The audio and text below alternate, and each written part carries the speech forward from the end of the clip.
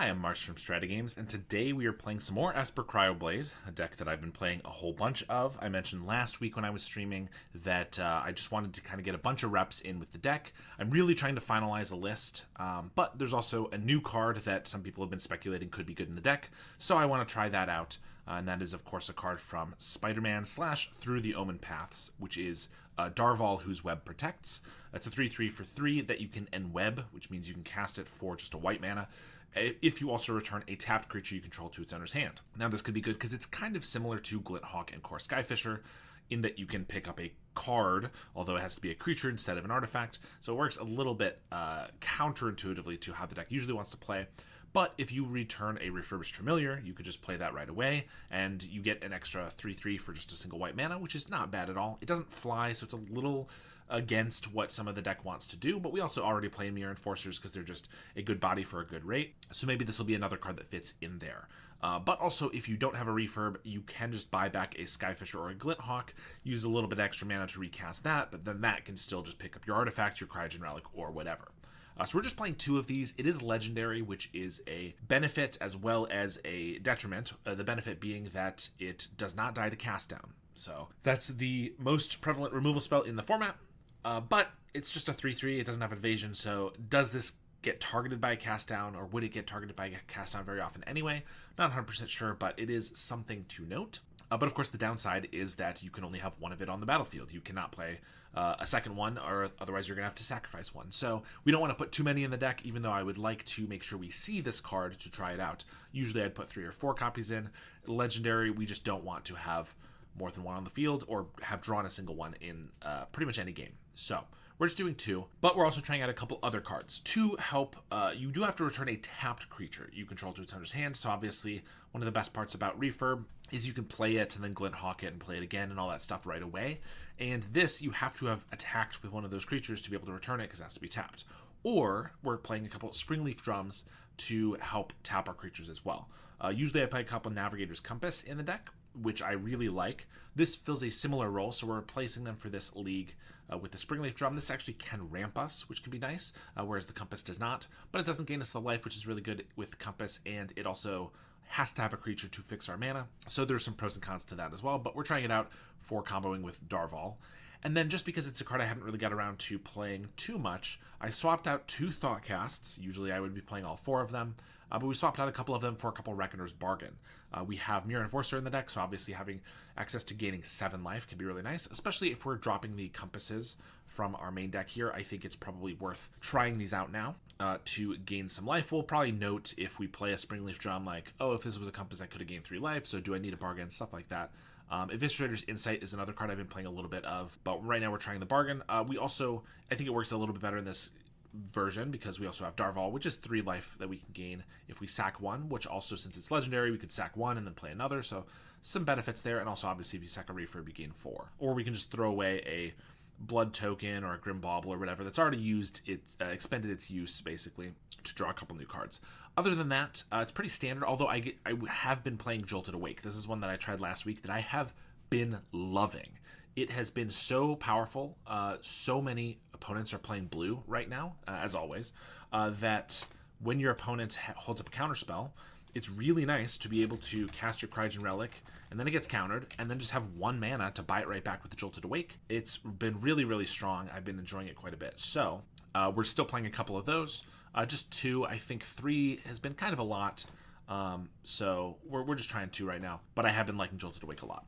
Otherwise, pretty standard. We have Blood Fountains, Grim Bauble, the Raven's Crime that I've been loving as well, Cast Down, Tithing Blade, our Cryogen Relic, Suffocating Fumes to not die to the Go Wide strategies. Still playing 20 lands, all artifact lands except for a Bajuka Bog. And then for our sideboard, I've been changing it around a little bit, but this is, I think, pretty close to what I had last week, which is a couple Dust to Dusts and Thraben Charms, Negates, which can help against opposing Dust to Dusts, or Dread Return, or, various things like that.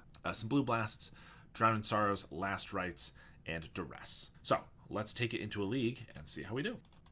So yeah, I've been playing Esper a lot recently, even when I've not been streaming or recording just because I'm trying to find that perfect list. It's been a couple of months. I work pretty slowly. I know sometimes people will have the perfect list for a deck, 2 weeks after a new card comes out. For me, it's definitely got to be at least 2 or 3 months. So I'm trying to finalize the list, but it might be a little bit long. We do have a match here against Evil Drake, so we are going to play, and this hand looks pretty good. Not only do we have a bunch of good creatures to play, but we also have Springleaf Drum, which can be good at powering out our refurb and also making it so we have blue mana. So this hand looks great. So turn 1, we're just going to be playing a Springleaf Drum.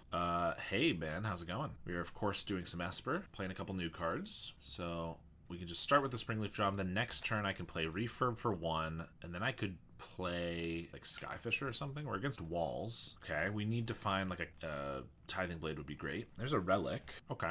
Well, I can refurb and Relic this turn. That seems pretty good. Oh, Jason, long time no see. Yeah, it's been about a week since I streamed last because I had a friend staying with me over the weekend, so haven't had a ton of time, but glad to be back. I could also just go with a Glint Hawk to try to be aggressive against walls. Maybe that's decent. We have a 4-turn clock here, and the next turn we do Forcer and stuff. I don't think that's quite where we want to be. I think we just want to find some removal. Played some Esper in paper last Wednesday. It went great. 2-1 with a very close game versus Red Rally. Very nice. Congratulations. Red Rally can be a tough one for sure. Sideboard and main deck Suffocating Fumes, all that is very important. But you can definitely get overrun. But 2-1's not bad at all. Glad you've been doing all right with it. Cycle of Generous Scent, and they got a Ranger. Okay, not the most explosive start for them, just because they don't even have a guy to untap with the Ranger, but next turn they could have as much as 5 mana. Land is good for us, so I think I needed Blue Elemental Blast in the sideboard. We'll get them tonight. Yes, Blue Blast's very important for surviving the red matchups. Luckily, Blue Elemental Blast is not too expensive in paper. I know Hydroblast, Pyroblast, and Red Elemental Blast are all at least a few bucks, but Blue Blasts are pretty cheap. So land puts us to 6 artifacts with the Mirror Enforcer. Then I could play a Relic if I tap one of these. I want to deploy as many creatures as possible this turn, I think.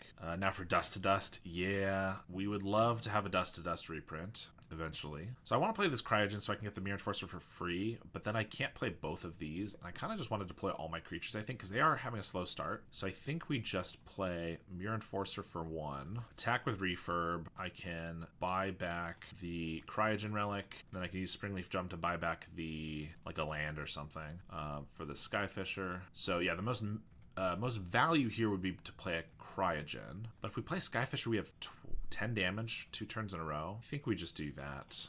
And I guess I'll return the Springleaf Drum. I don't need to return a land. But one day we'll get a Dust to Dust reprint. It'll probably be in an expensive commander deck or something that doesn't actually make it that cheap, unfortunately. But they have a land grant, reveal Wall of Roots, lead the Stampede Winding Way. Play the Forest. There's the Wall of Roots. So they can Winding Way here. Okay, they sack the Tinderwall for the lead the Stampede. The gem for me was the Bauble. 2-0 an Elves deck. Must have killed 6 to 7 Elves with it. I know some people... I of course love my 1-of cards. I know some people have said that they think that the 1-of Bauble and some other cards is just kind of weird, but when it's good, it is insanely good. And when it's bad, it still just surveils for 2, so I don't think it's terrible. But more than 1, I think, is unnecessary, but I really like the 1-of. All right, so they're not just regular walls. That makes sense. They're spy walls. They've already gotten 3 lands. Gatecreeper can find a 4th, which is probably their last one, but they wouldn't have 4 mana for spy, I don't think. Tithing Blade is decent. So then I'm not cryogening, I'm just Tithing Blade to eat a creature, Springleaf, and attack with everybody. That's fine. Then I get my blue source done with Bridge, plus I have the Springleaf for next turn. They chump with the Quirion. I love to see that, especially when I get to eat this wall. That's really good. Yeah, the Quirion wasn't doing them too much good, but getting to eat that was great. Almost want to go 2 or another in the sideboard. I don't think that would be terrible. And depending on your meta, if you play up against a lot of elves, it's decent against rally, fairies it's good against. If you have a lot of any of those decks that has a lot of small creatures, I think an extra Bauble would make tons of sense. We do get them game 1, which is very nice. So Spy Walls, we get negates for this for Dread Return. I was just saying I have negates in the sideboard for Dread Return, but I actually haven't played against walls in several leagues, or rather Spy in several leagues, and should be good here, as is Thraben Charm because it hits graveyards. We could... I think Last Rites is not terrible here. They don't often keep a ton of cards in hand, but they usually will save a spy for right at the end, so if we can make them discard their last couple cards, it's not terrible. Fumes kills Aquarian, that's just about it. Bargain is card draw, but the life gain is not super relevant. Of course, we're trying out Darval. It doesn't seem great here because it's a creature on the ground that's easily blocked by like just about anything. So we're trying to try it out, but I don't think it's the match for it. Bauble's decent. It can at least kill like Gatecreeper Vine and stuff, and we can rebuy it to kill like an X4. They're not going to have much interaction for us, so Jolted Awake feels probably worse because we'd have to like sack our own thing to really use it. And then I could bring in Duress. Obviously, it's a little goofy to do so because they have mostly creatures, but they do have draw spells, which are really key to get. I guess, is there anything else I really want to take out? Blood Fountain doesn't do a lot. It just speeds out our enforcers. And it's something to sack with the bargain, I guess. We want all of our removal. I guess it's just these 5. Let's try to make this work. I will say I generally don't have the best luck / don't play the best against Spy. It's kind of a tough matchup for me, so let's try to do better. Starting with mulliganing this hand, obviously. This one is not amazing. We do have blue for the relic, but our only creature early is the Skyfisher, which means we'll have to buy back like the Springleaf Drum or something. We do have to put a card back too, which is probably relic. Hope the spider cards are not good for obvious reasons. I agree with you. I try not to be a downer for people who do enjoy it, but I also would prefer that. But I also feel obligated to try some of them out. I will say I don't think I've seen any spider cards that are exceptional, like nothing that's like, oh my god, you have to play it.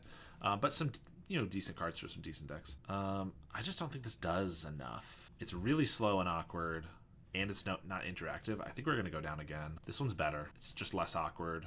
We'll get rid of 1 relic and negate. Since we're behind, we probably need to keep a negate. If they go for it without like a Mesmeric Fiend, we can get them. So we're getting a little greedy with getting rid of a land, but we definitely need to keep these 2 to have a shot, and negate can be decent. They land grant, they have Masked Vandal and Mesmeric Fiend right away, and a Tinderwall. Okay. They can crack Tinderwall for Gatecreeper Vine, find a land, and then Masked Vandal, which they're probably going to do. So I might as well play my Goldmire Bridge, which is not our only blue source, just because I'm pretty confident they're going to get rid of it this turn. I guess then again, maybe they want to get black with a Gatecreeper Vine, but I don't know, that doesn't seem right to me. Gatecreeper, there it is. If Lux Knight was legendary, then not being able to cast it down would matter, but random 3/3 matter. Yeah, I agree with that. And there's the Vandal. Yeah, I know the 4/5 Venom that is legendary. It's a 4/5, so it doesn't die to Galvanic Blast, and it's black, so it doesn't die to Snuff Out. People have been speculating like, oh, it could be really good as a creature that doesn't die to anything, but I agree. It really needs to be like a Lux Knight, where it's like, first of all, a little cheaper. 5 mana is way too much, but also it's not just a 4/5, right? A 4 mana 10/10 that could not die to cast down, that could be really strong. Like Lux Knight Legendary, I think, might be what it would need to be like pushed over the edge. Still dies to Snuff Out and stuff like that, but doesn't die to any. Red Burn, it doesn't die to cast down, could be really, really strong. Well, they play their Fiend, and they have taken our Cryogen, so I could play a Springleaf Drum just to develop. I think that doesn't really do us any good.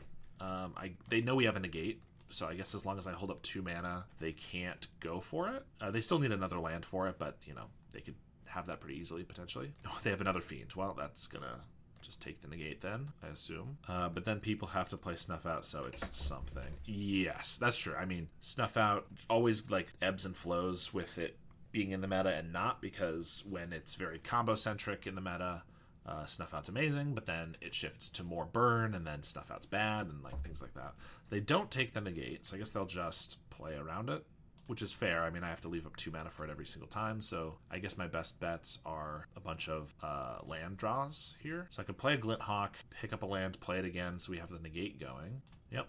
I mean, we're in a very rough spot, but they can't really do much, it feels like, until they get like another Fiend or something. Hashtag ban Spy. It definitely is not the most fun deck to play against. I would much prefer if the format was entirely mid-range. No one's allowed to play anything that's not mid-range. Skyfisher. So we can play a drum and still hold him negate. Why they took negate, curious. Why they didn't take negate, I'm not 100% sure. Yeah, why they didn't take negate, I really don't know. I assume they, like, the first time I think it was fair. They didn't have the setup, and taking the Cryogen sets me back. But with the second Fiend, I really don't know what their game plan is now. Like, I guess they can shift. If they find another Fiend, that'll work. Or they can maybe shift into their mid-range plan. But they could have won if they just took negate already. So I really don't know why they did not. I mean, Raven's Crime is not the worst thing ever here. Because I could, like, they have 3 cards, so it's not going to do anything now. But I could Skyfisher, I could pick up a land, but I need to replay it to hold up the negate. But if I'm able to, like, Raven's Crime away their spies, it could be decent. But here we will Skyfisher, Ancient Den, and swing for 2. Are those 2 spies in their hand or the same shown twice? Maybe they have 2 giants in hand. I believe they've only shown us cards off the land grant, so it should just be 2 different spies. Sometimes land grant does have some issues with revealing things that it doubles up, but from what I know, usually that's only Sagu Wildling or Nyxborn Hydra. But let's take a look back at the, I guess that was game 2. Reveals their hand, Tinderwall, Mass Vandal, Spy.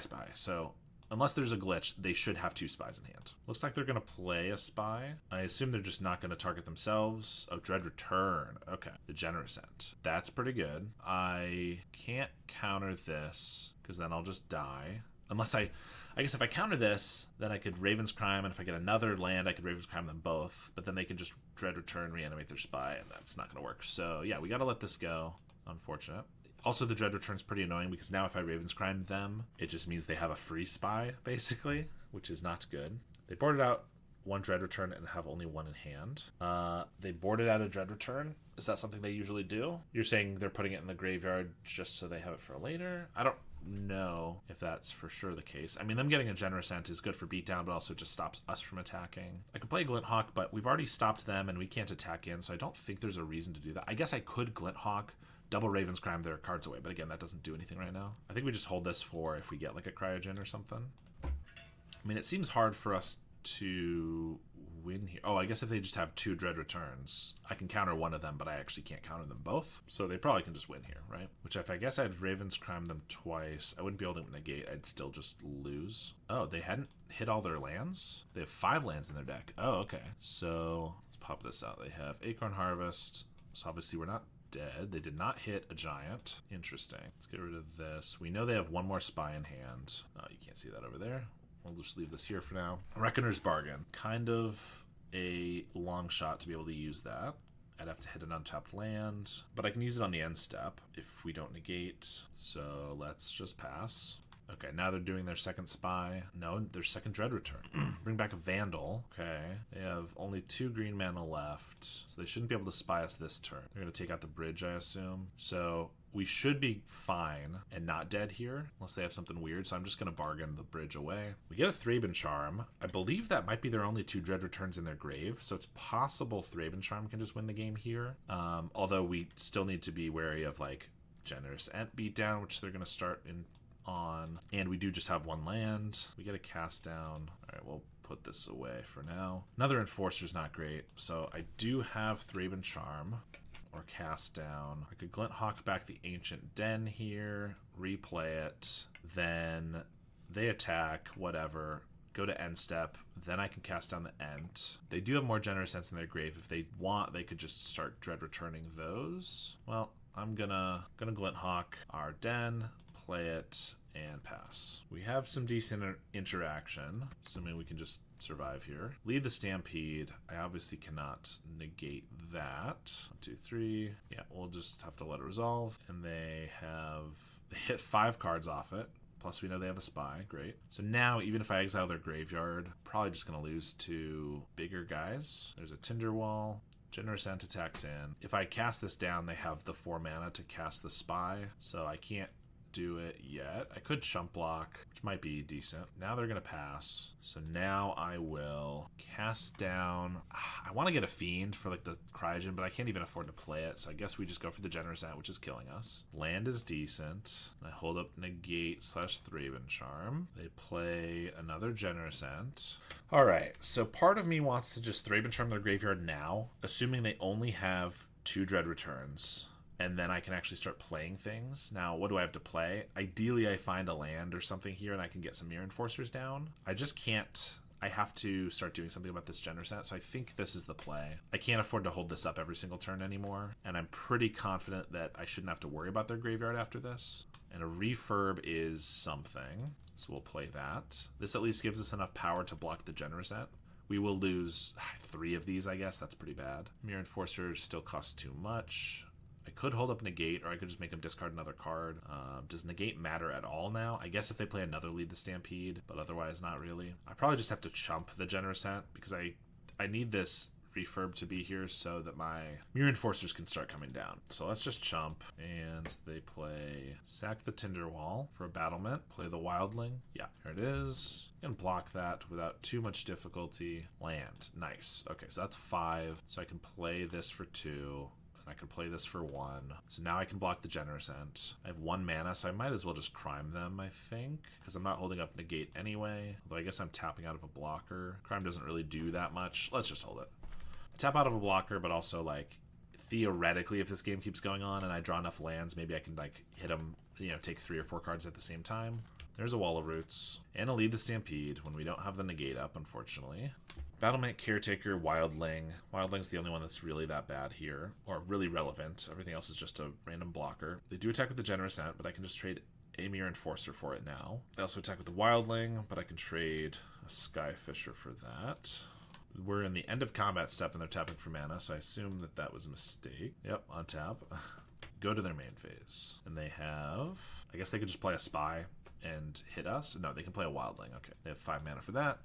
Springleaf Drum is worse than a land here by a lot, but we're gonna play it because there's not a reason to really hold it. So Wildling, I'm gonna have to double block, which means then the Spy can start getting in. Is there anything on the ground? I guess these just, yeah, if I attack with the Mirror Enforcer, they can just attack with these guys, and that's not good because that will kill me pretty quick.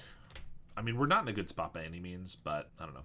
I will say, I think I always forget this. The Suffocating Fumes I should maybe keep in for Mesmeric Fiends, because this is one of their best ways to, well, if they actually take the right card, the Negate, to win the game. Vandal's a pretty good draw from them. Takes out a Refurb, so now I can't even block the Wildling or the Spy without just chump blocking. Another Spy targets us. They mill a bunch of cards. Another Spy targets us. Yeah, they attack for 5 in the air. I guess I could chump, but I feel like I just take it and probably just die. Tithing Blade, not going to cut it. Alright, we held on for a good long while, but unfortunately that didn't work. Let's bring in the Suffocating Fumes again, and I don't think we saw any reason for duress other than what we already had.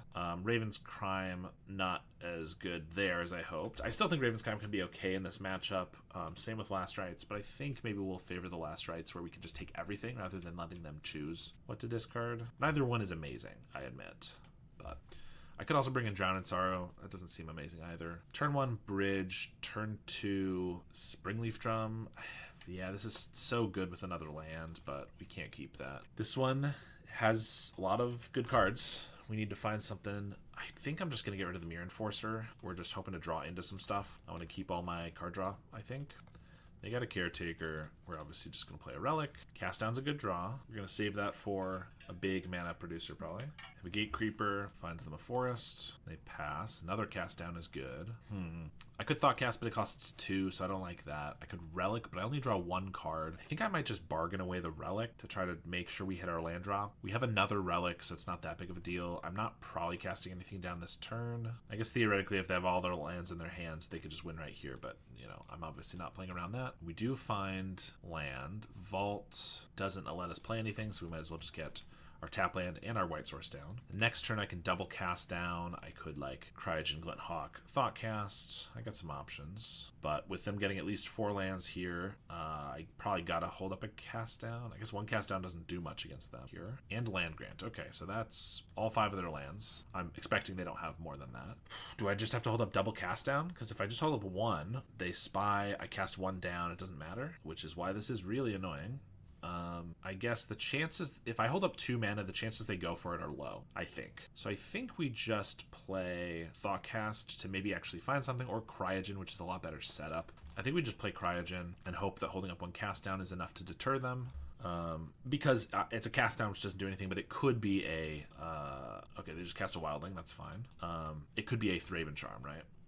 Do I just cast down the Wildling? Doesn't feel the most good ever, but it's something to, it's a way to use our mana. It is going to be a problem. All right, let's Thoughtcast. Tithing is decent. Again, we got to leave up mana. I could Glint Hawk, but then if I don't draw a land, I'm in a bad spot of probably just losing, discarding a bunch of cards. So I think we just Relic, or not Relic, Familiar, and then we hold up Bargain and cast down here. They discard a Giant, phenomenal. Now if they have a Fiend into their Spy, it's pretty rough, but they have another Wildling, so they're just going for the beatdown, which is fine by me. Do I bargain the Cryogen here? Cryogen's really good with these guys, but honestly, picking up a Tithing Blade over and over, or a Refurb is probably pretty decent. I think we do. We don't really have the time to dirtle too much with this Relic, and we already are drawing so many cards that I don't think we need it that badly. Fumes is not the best. Bog is okay, I guess. Another cast down's decent. So what do we do? Tithing Blade, Bog, and hold up a cast down? Or I could Glint Hawk, back a Refurb, play it again, and then Bog. We're still discarding some cards. I think I'd rather try to eat through their creatures with the Tithing Blade. Problem is if I apply a little bit too much pressure, like they are actually going to be forced to go for the win, and then when I don't have a way to stop them, it's going to be unfortunate. However, me discarding a card here should help sell the fact that I actually have something to do. Discarding a Skyfisher is like, well, I could have played that. So ideally, they still just don't go for it. They could also just not have a Spy. They've been very prompt about just casting their Wildlings, so maybe they just don't have one. But if they ever have Fiend, Spy, we're going to lose. If I'm not holding up Fumes, I don't know. Ideally here, though, we can like Glint Hawk back the Tithing Blade, play it, and then there are low enough creatures that a cast down does stop them from flashing back a Dread Return. They have a Generous Edge. We're going to cast that down. I don't want to waste my mana, and again, it is going to be a problem. And we're trying to keep them low on creatures. Negate is finally some interaction we can actually use. So I guess the safest thing to do is hold up Suffocating Fumes for a Mesmeric Fiend and then a Negate, but I don't think we can do that. So we're going to Glint Hawk the Tithing Blade, replay that to eat a creature, and now 1 cast down can stop a Spy, a Dread Return that is, if they don't have an additional creature. Masked Vandal, okay. Well, that's unfortunate, because that's going to take our mana, and then they're just going to be able to do it post-combat, and we're going to die, I assume. Actually, wait. If I cast down... No, yeah, it's still... I can cast down the Caretaker right now, so they have to use it now, but then they just do it. Then they cast Spy, and we're still dead. But if I pass here, I don't have the mana to stop them anyway. So yeah, I cast down the Caretaker, and I think they just get us. You know, maybe we should ban Spy.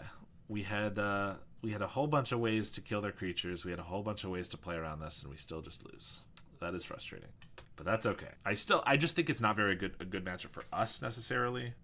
We're not really fast enough to make it to pressure them quickly. We do have a lot of removal though, and we even had 3 cast downs, a Tithing Blade, a Negate, and it didn't matter. But if we didn't have artifact lands, then they wouldn't have been able to use the Vandal to get us. So I don't know. Maybe it's our own fault. Maybe Spell Bombs. I mean, Spell Bombs are generally inferior in that match, I think, because they just would use the Masked Vandal on the Spell Bomb, right? Which, yes, could have made it so that if we also had the Negate, then they couldn't have taken our lands, they could have taken the Spell Bomb, but also Spell Bomb would probably be in the place of the Thraben Charm, and then we didn't actually draw Thraben Charm there, so we wouldn't have drawn a Spell Bomb either. So it's an option, but generally I think Thraben Charm is better, because we have to hold up the mana for it, which is worse. But we have to put the Spell Bomb down preemptively, and then they just find a Vandal, and it's a little bit more televised, I guess. All right, this hand's decent, but I don't think it would be bad to have some Spell Bombs as well. I just don't really think it solves our issue because they have ways to play around both, unfortunately. Looks like we might be against... I have not seen that art before. I probably have. It's from Dragonstorm. Looks like we're against Boros. This could be interesting. Well, we're going to play a Relic.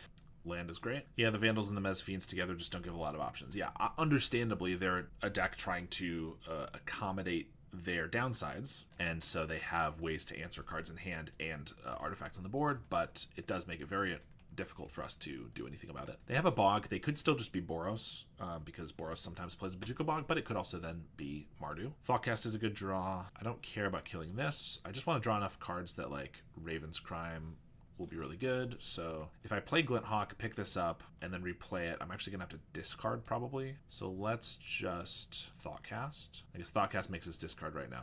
2. If I play Glint Hawk and then replay this Relic, we draw 2, so I'll have to discard 1. If I discard something I can Jolted Awake, that actually wouldn't be bad. Yeah, it's probably better to just do Glint Hawk, I think, at this point, since we'll probably have to discard regardless. Unless I get, like, a Refurb. Well, I can play that. I won't have to discard from there, but then if I play a Thoughtcast, which I might want to for the mana, I might still have to discard, but that's okay. Actually, I could discard the Relic, and then I could Jolted Awake again, which I guess if they pick up the Bog and get rid of it right away is bad, but I think that seems unlikely. So let's do this, and yeah, discard the Relic. This is kind of another cool thing you can do with Jolted Awake. Like, it can just be a cheaper Cryogen Relic, and it could be an off-color Cryogen Relic. I've had a couple games where I've played against refurbs. I haven't had blue mana, and then they refurb me, make me discard my Cryogen Relic, and then I can bring it back with the white mana, and then eventually I find blue, and it's pretty sweet.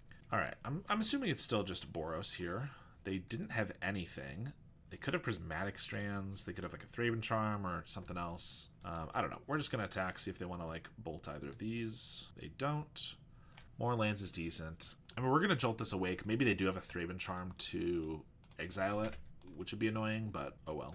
They don't. Nice. 1 mana Cryogen. We have a Bog. Okay. I think we're going to Thoughtcast. Then I might be discarding again. What if I just bridge? I guess if I'm going to discard, I could just Raven's Crime them once, and then next turn I might Raven's Crime them twice more. That's probably fine. Let's Thoughtcast. Or I could just play a Mirror Enforcer for 1. That seems better. Let's do that. Now we have a lot of aggression. We have a lot of interaction if they deploy some creatures. I assume they have some like Skyfishers and stuff in hand. They're just waiting on an artifact because they don't have one. But they Galvanic the Enforcer, swing for 1. We get a Skyfisher. Swing. They will bolt the Familiar. That's fine. Hit for 2. So if I can find another land off this Skyfisher, we can triple Raven's Crime them here. And we do. So we get to play Vault of Whispers, Raven's Crime. I hope Ben's watching because you're going to love this. Raven's Crime again, discard the Bog, and finally take their last card. I'm going to guess it's a Skyfisher. All right, and we win the game because of Raven's Crime. Look how good that is. They are playing a lot of artifact lands, including the duels. It's time for Crime. So we're going to bring in Dust to Dust. Blue Blast is probably decent. I mean, it's mostly for bolts. They have Makeshift, probably. I guess they might not even bring in Red Blasts. Even if they do, it's not the biggest deal. Maybe I don't need those. Well, I do like Duress and Last Rites. Last Rites could do a very similar thing there. So yeah, we probably don't need these. Fumes, their guys are all a little too big for that. Grim Bobble's nice, as are everything else. 5 cards to get rid of. Darval could be decent here. It dies to their removal, obviously, but it's bigger than all their creatures, even Skyfishers, so it can attack in. If they have like 3 Inspectors, it's kind of bad, or I guess just an Inspector and a Skyfisher, but I think it might be okay. We're going to keep it and keep trying it. Bargain for life gain and just card draw is good, because they could kind of go burn, in which case the life gain's great, or we could go more mid-range and the draw is good. And Jolted Awake, I guess, is decent if they... Yeah, I guess if they kill these, which they're likely to. We bring them back, get a Relic, it's pretty good. What do I cut then? I guess Tithing Blade's not the most effective, just because they have Inspectors. Cast Downs might just be better. I guess they're probably going to have some Thraben Charms. In addition to the Bog, we can cut a Blood Fountain. And everything else seems pretty good, but I do like Hand Attack. I mean, Raven's Crime is really good there. I think we want to keep it. Jolted Awake honestly might not be the best. Like, it's better when they can counter or like destroy artifacts. I guess they are going to bring an artifact removal, right? It's probably going to be Exile. Let's cut that and maybe a Cast Down. All right, we have Darval. We don't have black mana, and this hand just doesn't look great in general. If this had black mana, I would snap keep, because you're going to find some artifact. I think I still will keep it, although it doesn't. If we get Dust to Dusted, we have nothing to do. Like, we have nothing to do, and then if they Dust to Dust us, we lose it, and we haven't even deployed anything. I think it's pretty close. I think maybe we should get rid of it, but I'm gonna keep and just hope they don't Dust to Dust us, and that we actually just find like a Relic off the top. They do mulligan to 5, so that helps a little bit. Windscarred Crag. Well, another Razor Tide's not what we wanted. They play a Synth right away. They're desperate, which is fair because they mulligan, but they get hit a Journey and nothing else. We're just going to play a Razor Tide. Since I'm running gates, I go with 4 compasses and really love it. 21 lands. You're saying 4 compass main deck? Glint Hawk back. And they do hit a Dust to Dust, but it's in exile. Well, I could play one of these, which just picks up a land that I don't like. Or I could do the extremely impressive thing of playing a 3/3 for 3. Main deck, Obviously, I've been a big supporter of Compass. I like it a lot. 4 main deck seems like a lot, but if it works for you, that's great. Play Synth again, still not hitting lands. Brutal. And we hit a seat. Okay, so I am just going to, for the beatdown, I'm just going to play 2 Skyfishers. They've missed land drops for a million turns in a row, and they can't even block any of these effectively, so we can just get in for 7. They can bolt one of these maybe, but they're going to Synth. They hit a Glint Hawk. They don't have a land drop, and that might just be the game. Yeah. All right. They had a bad mulligan, and look how amazing Darval was. 3/3 for 3. Cannot be beat. Never upset when I get it, even with 1 out. Okay. That's fair enough. I feel like for me, when I've seen... Every time I get a second one, I'm usually not a fan, because then I feel like it's when I'm losing value. Like, I start to run out of value. The first one's usually always good, but hey, whatever works for you. This is not going to be keepable. This has all our colors with Springleaf, 2 mana. Yeah, it seems good. We do have to get rid of something, which is a real pain. I don't really want to get rid of anything. I think I might just get rid of the Springleaf Drum. It does cut us off our black, but I kind of want to keep Tithing Blade. I guess I can't even play it right now, but I want to keep it just in case we're against a deck where it matters. And we're just going to draw off the Relic. I guess we get rid of... Yeah, I think we'll get rid of the Drum. It's nice because I have 3 Basilisk Gates. Yeah, I definitely... When I played the Gates version, I understand, yeah, the Basilisk Gate being colorless in a 3-color deck is definitely awkward. So I get that makes sense. Now we get another Tithing Blade. Although, if we're against Terror, I'm glad we have these blades. Only 3 Basilisk Gates in the Gates deck seems interesting. I know your 3 colors, I know that's tough, but... generally you want as many Basilisk Gates as possible. We do get our Black Source, which is great. They cycle a Lorien, so they could have a Spell Pierce here if I want to replay this Relic, but I think we're still probably just going to do it. 4 was kind of overdoing it for me. That's fair. You definitely can get flooded with them, and again, in 3 colors. The colorless land is brutal. Okay, so Jolted Awake. So if I cast it and it gets countered, I can Jolted Awake in a future turn. I could save this to do in the same turn later, so that I could right away bring it back, because they could maybe just counter the Jolted Awake, but then I'm wasting 2 mana, and I don't really like the look of that. And they have a Brainstorm in response, so it is going to resolve, which is great news for me. Love to hear that. And another land is not bad. Thought Scour, Aquifer, another Brainstorm, so 4. So Thought Scour means they are Terror, so these Tithing Blades and Cast Downs are going to be great. They're 1 short of a Terror, so they must be playing a Gurmag here. There it is. So I wish I could do more here. It's probably just going to be a Tithing Blade. Since I have another one, I kind of want to Cast Down, but if they play a Mystic, I really want to have a Cast Down for that. And since I have another Tithing Blade for the first Terror, I think we're just doing that. I could get greedy and play like a Relic to try to find an untapped land, but we already have a land drop. I think we just make sure this dies, because if they just have a handful of counter spells, leaving it around could be pretty bad. And they also just exiled their whole graveyard for it, so Terrors are a pretty long way off anyway, or even more Gurmags. So I think getting rid of it's pretty good here. Another land is great. We'll swing, and I'm going to play a Skyfisher, and if they counter it, then I can hopefully just Jolted Awake without a Spell Pierce, ideally.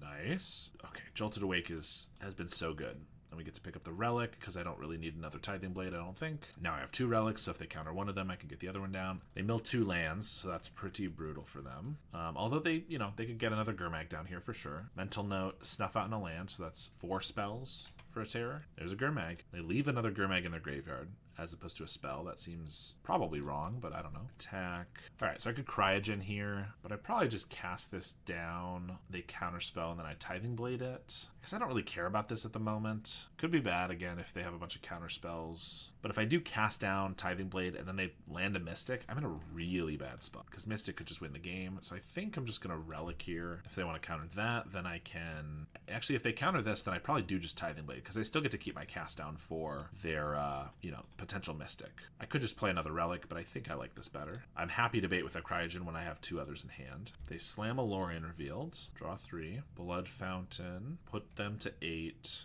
Play a relic. Mere Enforcer's nice. That just puts them dead next turn. Play another relic. Bojuka Bog's a pretty good draw too. Let's play that. Play the Blood Fountain, and then take away their graveyard. Plus we have a cast down, so yeah, we win the game there. So we get Thraben Charms, Last Rites, and Duress. I think that's mostly it. Negate is decent against like a Lorien or like a very key removal spell or counter spell, but I don't know if it's really amazing, like as a 1-for-1. Bauble doesn't really kill too much, nor does Fumes. Jolted Awake is great and against a counterspell deck. Cast down, and Tithing Blade is what we want. Darval is a 3/3 against a bunch of 5/5s or 1/5s. I would like to see it more in game 1 and in the matches that matter, but it's just not what we need here, I don't think. And then maybe just a bargain. I think that's fair. All right, this hand's really good. It's not amazing if the Cryogen gets countered, but I don't think this is a mulligan pretty much ever. Bojuka Bog is not bad. They Mental Note, hit a Terror and an Island. Play an Aquifer. Okay, so they don't have Counterspell, but they could just have Spell Pierce or Annul or Steel Sabotage. But I think we go for it since that's since they only have the 1 mana and we don't really have much else to do. I want to hold this Bojuka Bog for as long as possible. They do have the Annul. They Thought Scour. 4 spells. They could put down a Gurmag. Looks like they're about to. So I'd probably just cast it down and Bojuka Bog them. Yeah, I could Blood Fountain and like Glint Hawk or something, but let's not die to the 5/5 on turn 3. Bog, because you just want to hit our land drop. Might as well do it after the Gurmag's dead for the next one to be more expensive. And I really need another Cryogen at this point. Or a Refurb would be good too. They have a Spell Bomb, so Jolted Awake becomes a bad draw. Although I like that they had to bring in Spell Bombs for a couple Jolted Awakes that we have in our deck. I guess Blood Fountains too, to be fair. Speaking of, we're going to play this, and I guess they're at 3 cards. I guess I could just go for Beatdown. This probably gets countered, but if it doesn't, pick up the Ancient Den, replay it, Glint Hawk. I think my alternative was, well, I could pick up a Blood Fountain, but like accruing blood tokens is not really where I want to be. Or I could have discarded one of these Glint Hawks with a blood token to try to find something of value, but I think we just have the win con in hand, which is just a bunch of these. So I think we just go for that. They do have maybe a Lorien revealed here, yeah, so that's decent when we don't have the most pressure. Thoughtcast is good. We're only at 3 artifacts, so I have to Blood Fountain first, then Thoughtcast, but then I can Glint Hawk if I want. I guess I could double Glint Hawk if I don't hit a land, which we don't. They're at 4 cards now, and I have a Tithing Blade. So the question is, do I actually want to continue trying to just go for the aggro play here now that we have value in hand? I think not. I think we'll pass. I think in the position we were in last turn, it was the reasonable thing to do, but then they cast down, so our aggression was lowered, and they Lorien revealed, so they had more cards. So I think now we can pivot a little bit. Mental Note and a Brainstorm. They have a Terror and another Terror, or no, now a Gurmag. Okay, Tithing Blade's really good here, as long as they don't have the Annul. Do I want a Blood Token? Everything's pretty decent, but the question is, can I actually use all of these before I just die to these, assuming the Tithing Blade gets countered? I guess we have a Thoughtcast to draw out of this. I think we'll keep it for now. Thraben Charm is a little late. I guess it can be a removal spell, so it's kind of tough because I kind of want a Tithing Blade and then Glint Hawk here, but I also kind of want a Tithing Blade and then Thoughtcast. I think we want to Thoughtcast more badly, although we only have 1 white. I'm going to Thoughtcast to start. Okay, not the best. I think we Tithing Blade and just hope it resolves.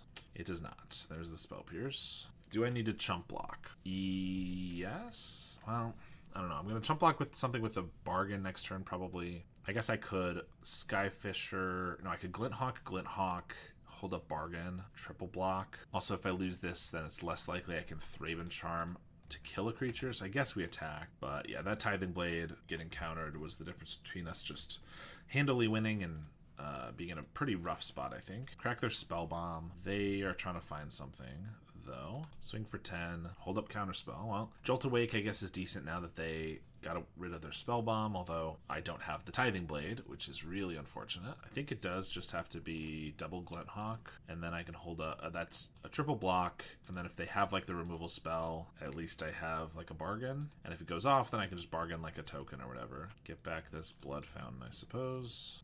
Yeah, I mean, I could also just chump block one of these with a bargain. Maybe that's better, because I could next turn play one of these and hold up a Thraben Charm.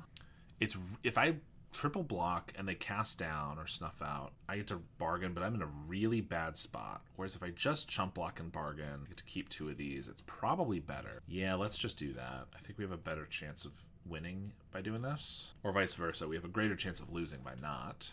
Mirror Enforcer's good. We have 4 artifacts. It's not the cheapest. Play an island and they pass. Vault is great, just because we need more mana, plus it's more stuff. Although, do I need to just pick up our white source and replay it is a question, because I could do that with the Skyfisher, but then I can't get down Mirror Enforcer. Also, Refurb is a decent play. I don't think we need to, because we can just Thraben Charm with these guys. So I think we play this, play the Familiar. That could eat a counterspell. If not, it just eats a card, which is nice. Bog, 1, 2, 3, 4, 5, 6. So then we just Blood Fountain, Mirror Enforcer, and then I have blockers and I have a Thraben Charm. Do I just Thraben Charm in their upkeep on this? Because then I can block everything on this? Probably. So if they have a removal spell, it's just 1, and they use it right now, or a counter spell, and then I know about it before we go to blocks or anything. Okay. Now if they attack, I can just block with everything, which means it definitely dies, but if they could just eat all 3 of these, and I don't really like that. I think I'm fine with just this, and if they have the cast down, they get a 2 for 1, but I have a bunch of guys now. They do have the Snuff out. Okay. But we could Blood Fountain. We have 7 artifacts, so I could Blood Fountain and get the Enforcer right back. I could also Glint Hawk. Yeah, Glint Hawk, the Ancient Den. I guess actually I probably want to hit their hand with the Refurb, right? So let's attack. Actually, do I need to attack? If I attack and I bring it back, it's an untapped guy, so I just get in for 2. But it's also possible that they just counter this, and then I just have a Glint Hawk, which I guess if they then have a removal spell as well, I just lose? I guess I don't need to chance the damage. Let's just not attack. Play a Skyfisher. Pick up the Refurb. Play it, take their card. I could pick up the Ancient Den and then play it for the Glint Hawk. I think we're gonna just do this and hope this works. No, they got the counterspell for that. Yeah, I guess that was worse then, because now I have to chump. Well, yep, that was. So if I had the Glint Hawk, then I would be able to block with everything. That was worse. I guess we'll just play a Blood Fountain. We're still not dead, but yeah, not how I should have played that. I knew the right play, and then I just was like, well, what if I want a Glint Hawk for like a Cryogen that I might draw later? And that's obviously not the right thing. I'm going to throw the Skyfisher away here because then I can buy it back with a Jolted Awake. I guess that doesn't matter because it's the same trigger, really. Fangs, well, that's annoying. Not the worst card they could draw by any means, especially because we just need to find a Tithing Blade or something. So I could just like Skyfisher, Ancient Den, Skyfisher. I think I just want to like, yeah, I still have that possibility, but let's just get rid of a Glint Hawk here to see if I can just find like a Tithing Blade or something. Land is okay. All right, well, we're gonna hope they don't find a removal spell. We still have 2 Blood Fountains. Like, we're in a pretty good spot. Oh, I guess I don't play this land because I'm doing this. I want to buy back the Skyfisher because then I have enough toughness. I guess a Glint Hawk would do the same, but obviously it's just better. And then, yeah, I guess we're just going for more blood tokens is our goal. Yeah, and then they do this Fang. So if I had just done the right thing with the Glint Hawk, now they get a Lorien. Well, I definitely could be throwing here a little bit. They attack. Feels like that probably means they have a removal spell. So, do I just want to chump? Because I have a Blood Fountain to buy back Forcer and some other stuff. I guess we just chump. Again, triple blocking here into a cast down is really bad. They could just have another creature, which is also bad. Looks like a Gurmag Angler. Duress. Well, I can Blood Fountain back the Enforcer and play that and something else, but then I can't Duress, and if they have a removal spell, it's really bad. But I guess if I Duress, I can't do any creatures, which is pretty bad. And then I have to double chump. So I guess it's got to be this with a Refurb. Play the Enforcer, and I think we just play the Bridge. I kind of been pinched on mana. I really think that just one Glint Hawk was just brutal.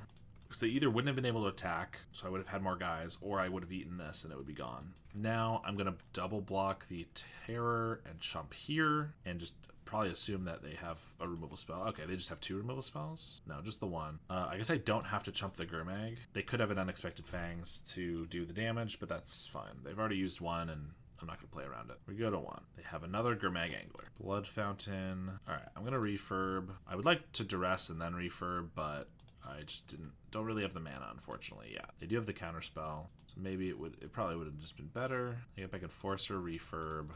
To draw a card, but then I have to chump with everything. I think we're losing this one. I did make a mistake, and I think it was pretty detrimental.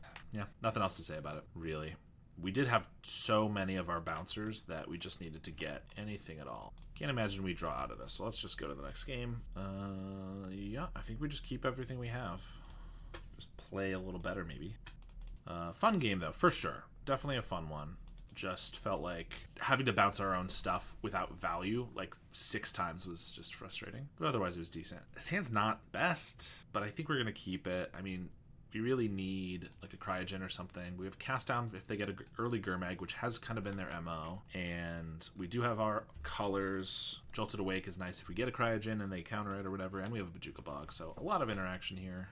Here's a drum, and I'm not just going to run out of Glint Hawk, I don't think. It is possible, I know some other people in other lists have done this, that I should be running a couple Lembas, because more and more recently, I feel like my early games, everything felt so smooth, but more and more recently it feels like I don't have enough artifacts to bounce with these guys. Of course, the only ones I really want to bounce are Relics or Refurbs, which is only 8. It's okay, and in the right matchup, it's really good to bounce a Tithing Blade or a Grimbauble, but it's possible I should have like a couple Lembas for that reason. I don't know. I don't just want to throw these out for no value. I'm going to cycle this Jolted Awake. I'm going to do this now because if I find a land drop that's not Bog, I would like to play Bog later, but I'm also not going to miss my land drop, so let's just do this. We do have a Skyfisher to pick it back up if I really need. I don't love cycling the Jolted Awake when it could be really good against the counter spells, but I just have nothing going on.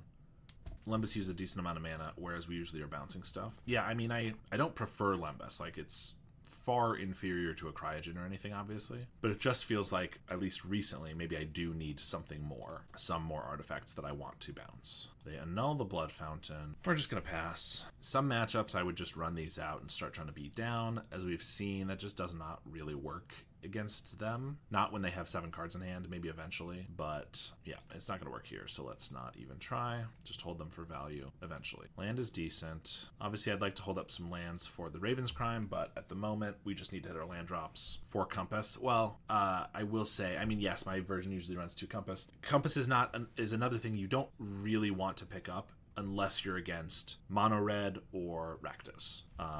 If I was playing a Compass against them, I would not be happy to be picking up a Compass here. Like if this was a Compass, this drum, 3 life is just mostly irrelevant in these matchups. But in general, I understand. Again, I kind of want to hold this for the Raven's Crime, but if we do finally find a Cryogen, then it's good to have as much mana as possible. Plus, I want to make sure their Spell Pierces are totally irrelevant, things like that. I guess the good news is when they finally fill their graveyard up, which is looking to be pretty soon, and start playing creatures, I have a couple cast downs to interact with them. There's a Gurmag holding up 4 mana. I mean, I want to cast this down, and I'm going to cast at least one of these, but it's also like, generally I would like to cast down twice, have them at least counterspell them so that I can cast something on my own turn that's really effective. But unless I top deck a Cryogen, that's not really going to be the best. If I cast this here, we are giving power to a Spell Pierce, which I just don't think I need to do. Let's just pass our turn. Mirror Enforcer's fine.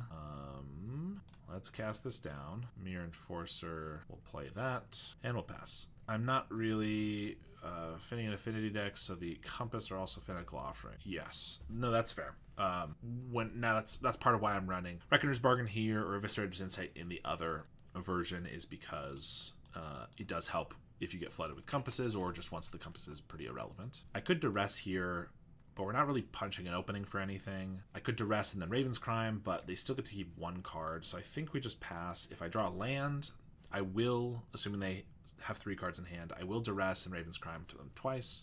And if we draw something else I want to punch through, the duress will be good. Thoughtcast is honestly something I would like to have resolve, so let's just duress them now. Snuff Out, Rotten Reunion, and Steel Sabotage. I don't care about Snuff Out that much. Rotten Reunion makes our Blood Fountains bad. They could get rid of our Raven's Crime.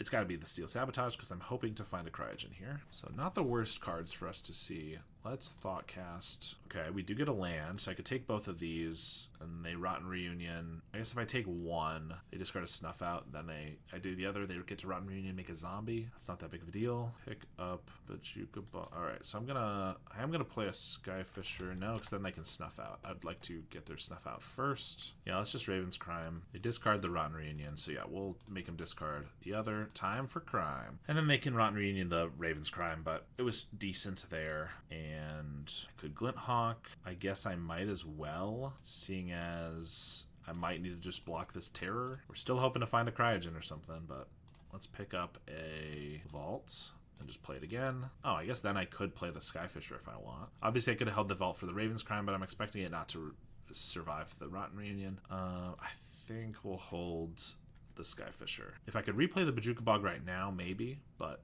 I cannot. Let's just pass. There's the Reunion. They're going for the Mirror Enforcer. Okay, fair enough. That's obviously better with the Blood Fountain, although we've already had one of them countered, so it's not a big deal. Attack for 5, and they top deck another Terror. Look at that. Please just give me a Cryogen Relic. What have I done to deserve this? Well, I'm going to pick up this Bojuka Bog. I'm going to exile their graveyard, and then I'm going to pick up Bojuka Bog again, so that I can exile their graveyard, or I could discard it to a Raven's Crime, depending on what we want to do. I am probably just going to triple block and just hope that they did not top deck a removal spell here. I don't think I can afford to take 10. I don't really want to chump block. All right, that did work. Mirror Enforcer's decent. 1, 2, 3, 4, 5. So we can Raven's Crime them since they held a card in hand. Could just be a land or whatever, but let's make sure it was in a null. So that's good to know. I play Mirror Enforcer for 2. Let's do that. And then I could play another Skyfisher, but triple blocking with the Skyfishers doesn't make sense because if they can kill the Enforcer, they can still just eat a Skyfisher, and I can't eat this, so I might as well just save it. I will double block here. They don't attack. All right. Ancient Den. Well, I'm just going to Raven's Crime them. I'm not going to allow them to keep cards in hand. Any counterspell they have is going to hopefully be useless. And if they use a Fangs, at least I know about it ahead of time. Let's pass. If I get like another Skyfisher, then I'll probably play 2 of them out because then I can quad block and it matters. They get a Spellbomb, that's a pretty good draw because it just cycles and it takes away our Crime and our Jolted Awake targets and things like that. Thought Scour, mills a Snuff Out. Brainstorm is a pretty good one. Brainstorm again. They play an Aquifer after that Brainstorm. That must mean that it's got to mean there's like 3 lands or like a Lorien that they couldn't play, so they might as well. Cast Down. Okay, that's great. Finally something. Pay for the ward. They have no cards. I get to attack for 6.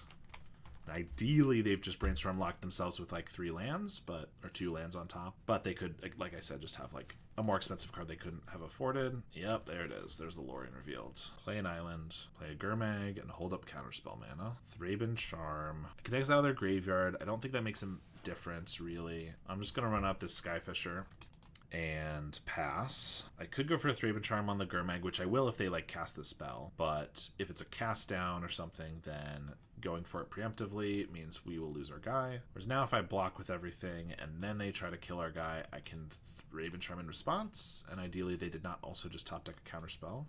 And even if they have a counter spell, it's bad, but if they have another removal spell, I still get to deal it 4. Nope, of course, they top deck the counter spell and the removal spell. I guess we get to save 1 Skyfisher. And I guess this zombie, I was trying to figure out what its use was, but it plays around Tithing Blade. We finally get a Cryogen 1,000,000 years later, and I guess we crack it right away. They are certainly running hot. We're gonna just crack it to keep their guy down. Of course, we get the Glinthawk right after. Yep. I mean, we're not dead, but they're just drawing better than we are, unfortunately. Springleaf is irrelevant. I might as well play it for affinity count. I think I'm holding the Glinthawk. I don't think I'm chump blocking this turn. I think we're just swinging in. Now, if they get like a counter spell to counter this and then a removal spell to kill this, then I've died by playing this way. But I think we got to try to make something happen. Another Fangs is not the worst. It means that we're not going to be able to race, but it's not something worse. We don't have a Raven's Crime, so that doesn't matter. If I don't play this and they have a removal spell, I'll lose. But I kind of think if I just get I just need the value. I don't know. I'm just gonna pass and play it. I don't even know if it's greedy. I just feel like I need something more. So like if I get a Tithing Blade, for example, then holding the Glinthawk allows me to kill both of these, which could be good. If I get a Cryogen, it's just more value. If we get a Mistvault Bridge, then we're gonna be forced to play this anyway. If they have a counter spell, I will lose. All right, they got me. Yep.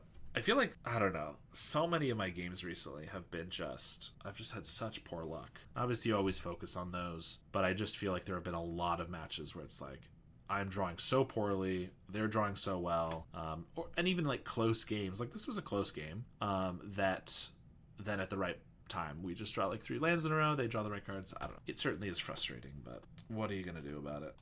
probably cry, but I'll wait until I'm off stream to do that. Gotta start pile shuffling for consistency. Yeah, you're right. Let me just mana weave real quick. I gotta figure out how to program that into MTGO, but that would be helpful. Look at these gorgeous hands. All right, this one's decent. I think I'm just getting rid of this Glint Hawk because I can't play it, and I think I just get rid of the Tithing Blade. I'm just hoping that I'm not against an opponent where I really need it, but I think I just want to keep my lands, try not to be greedy, and Thoughtcast is obviously great. Refurb is a play that even if they, like, Tithing Blade can be really high ceiling, but if they don't play a creature early enough, then it doesn't matter, and then my Thoughtcast's more expensive, whereas Refurb in a vacuum is just really good. We're against Grixis, where Tithing Blade is not the most effective, or Dimir, potentially. Yeah, use Dimir Affinity. Yes, we are currently in a Dimir Affinity mirror match.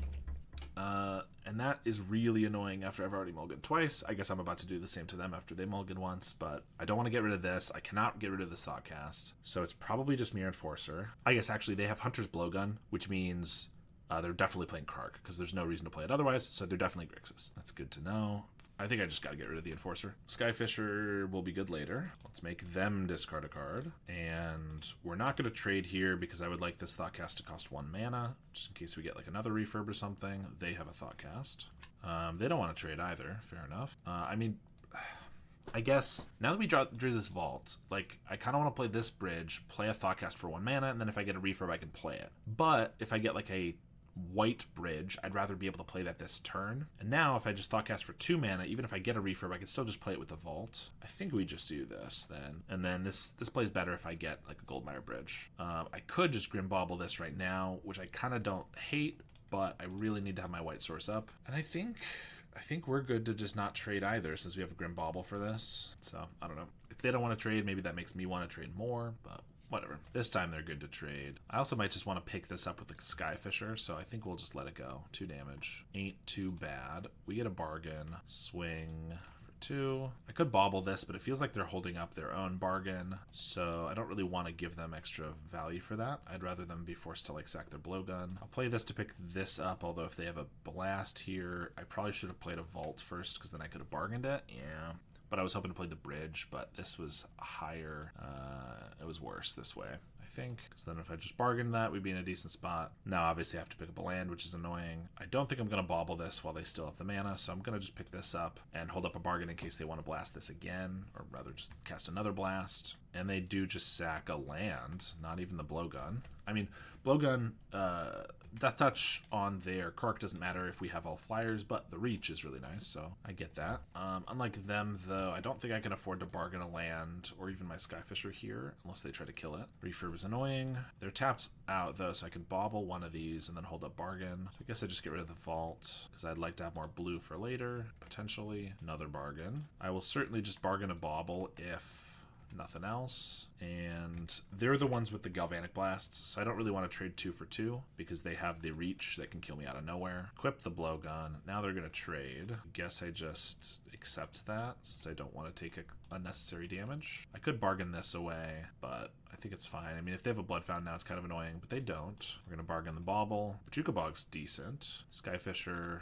is not the best here, but they're not really doing anything, so I don't feel pressured into playing my Skyfisher. But Bojuka Bog's just nice because now if they get a Blood Fountain, it's not as good. They can't double refurb me after, which would be really annoying. Well, they can single refurb me here, but I have a bridge to pitch. Equip the blowgun. I'm trying to think what they have in their hand, because they didn't play a land. They also had 2 cards and didn't play anything last turn, maybe like cast downs and stuff. Tithing's decent. I feel like if they had a draw 2, they would have already used down this Wellspring, unless they just drew it. They would have played refurb last turn. I don't know. We're just going to play a Tithing Blade since we have it. Again, keep our life total high. And do I want to Skyfisher this? Not really. I think I'd rather just bargain it away. In fact, maybe I just do that now then, because if I get like a Thoughtcast or a refurb, I could play it, or even just a land. Mirror Enforcer is 3 mana, so I can't play that. Land and a Mirror Enforcer. Not even going to equip the blowgun. Our Enforcer's 3 mana here, so we can also hold up Cast Down, which I guess we probably just do this in the upkeep. Again, if they have a draw spell, I feel like they're going to use it on this Wellspring, but I might as well do it when they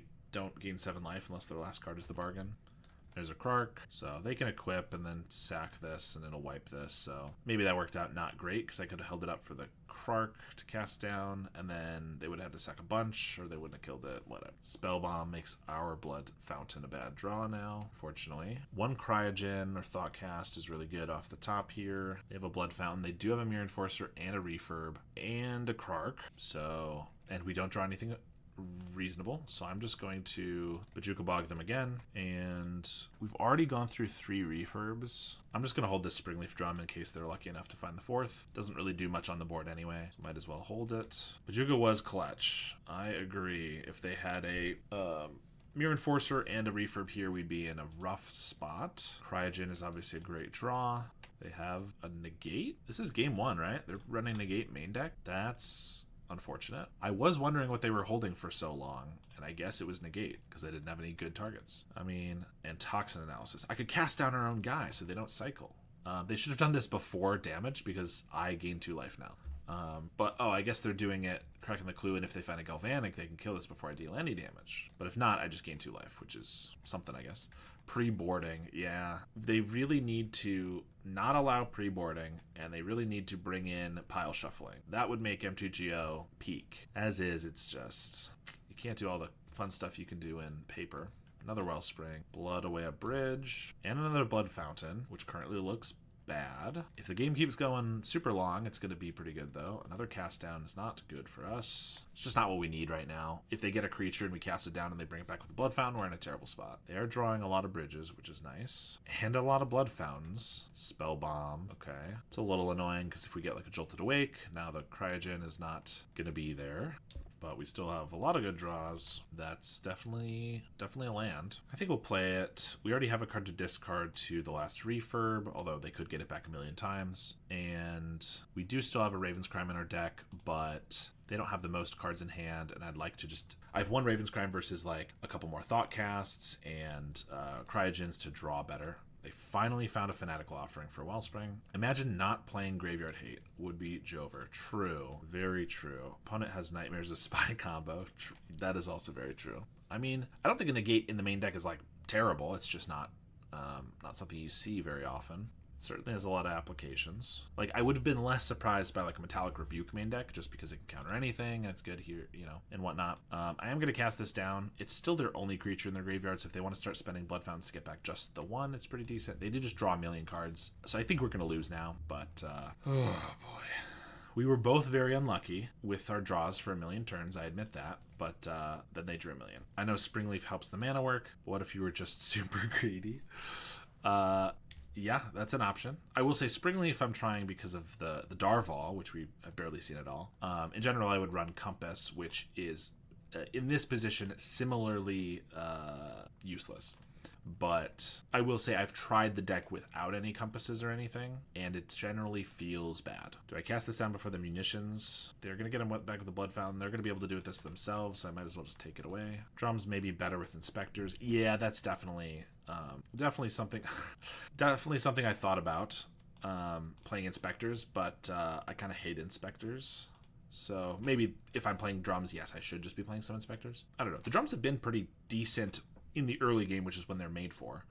We do get to hit them with another Bojuka Bog and leave their triple Blood Fountains just doing nothing again, which is pretty funny. I still don't envision this one Skyfisher winning over this munitions and 4 cards in their hand, but it is pretty funny that these guys are never doing anything. There's a Krark. It can gain reach. Tapping this. Okay, they're just activating. Yep. Thoughtcast on top. They can make it a 3/3 with the Hunter's Blowgun, I suppose. I will say that, not that we've seen the Darvals, so it doesn't really matter, but I did have to cut some card draw for them. So that was not really where I wanted to be. So I'm only playing 2 Thoughtcasts and then 2 Reckoner's Bargains, whereas usually I'd play 4 Thoughtcasts and like 2 Bargains or 2 Eviscerator's Insights. And so, yeah, I don't know. Feels like we're not getting very good card draw. I'm just complaining a lot, but to be fair, they've drawn 19 cards more than we have. No, 20, yeah, 19. Got my numbers wrong for a second. I don't think they're going to mill out. I think I'll see the top card of my deck, and if it's nothing, I think I'm just going to concede here. We have taken out so many of their threats. Every Refurb's in exile, and 2 Enforcers. I guess they still have 2 Enforcers left. They just haven't found them. They're going to win by munitioning 23 lands to face. Yeah, pretty much. I mean, they'll get in for a little chip damage here, but pretty much just going to munitions everything. and our Jolted Awake right on time after they get a spell bomb. I guess all we have to get back is Skyfishers anyway, so it doesn't really matter. Bridge, amazing. All right, I am done with this game. I was hoping that we were going to take game 1, but we do have Dust to Dust to help game 2 and 3. Ideally. Duress is good. Fumes we don't need. Bauble we don't need. Darval is not great against their enforcers. And I don't know if they're going to keep Karks in. I think it's kind of bad too, but if they do, it's bad there too. Jolted Awake is good, except they're probably going to keep spell bombs because they saw...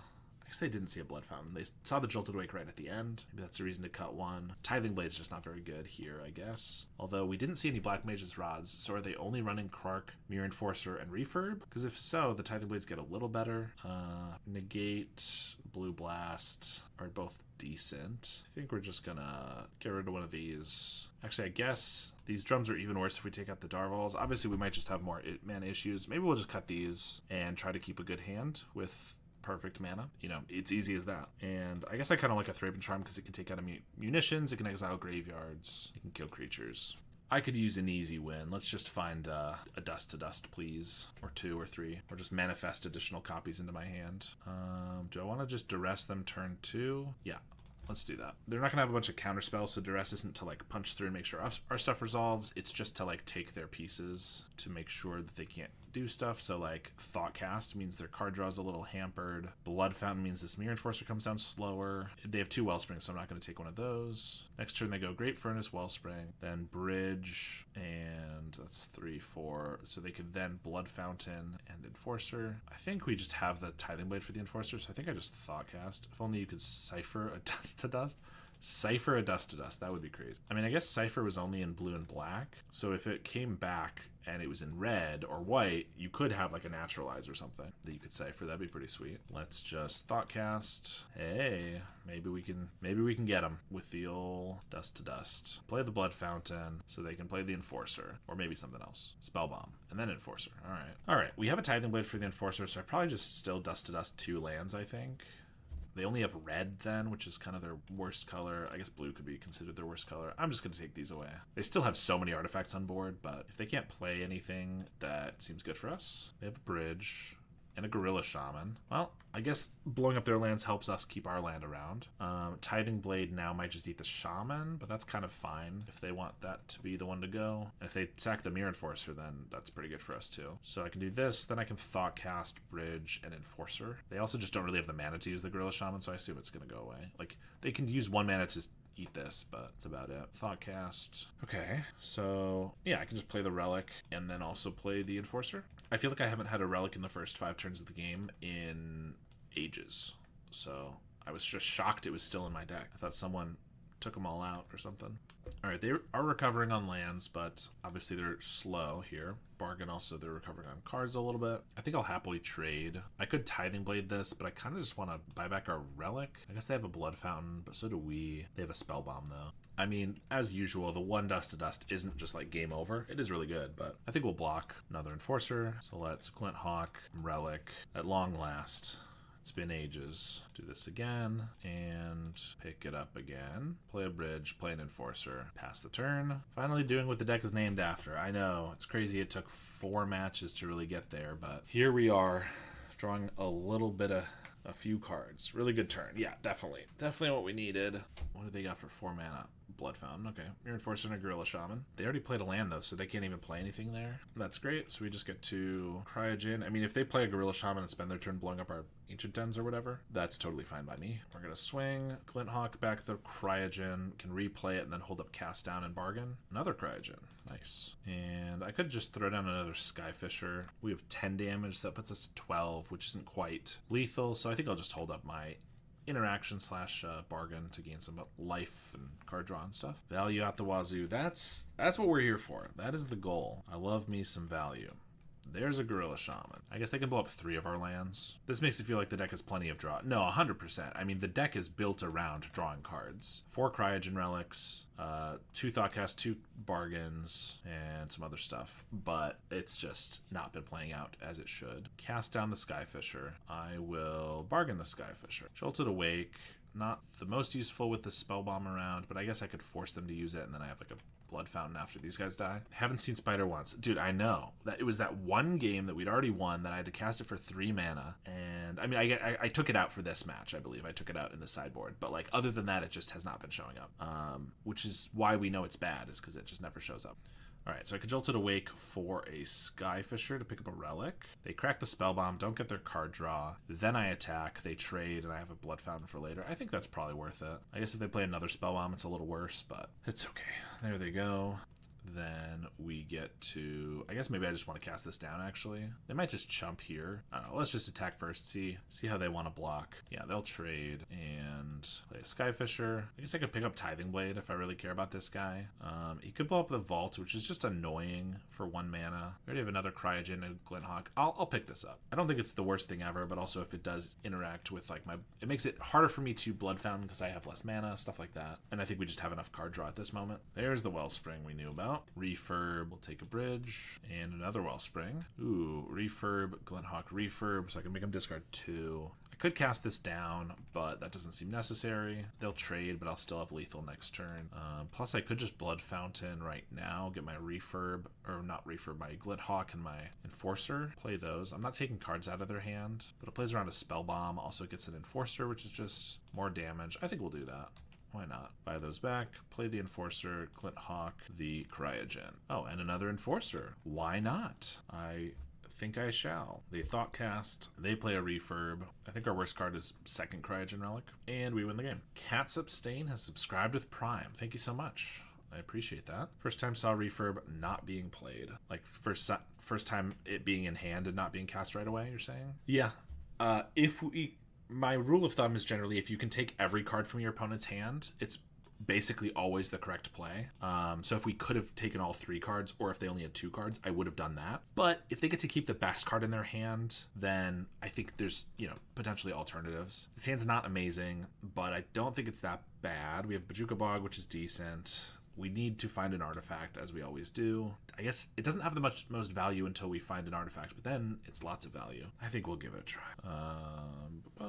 Of course, Dust to Dust is always a good draw if we can find one of those. We drew untapped blue, so I'm going to start with my Goldmire Bridge. This way we have access to any 2-mana spell.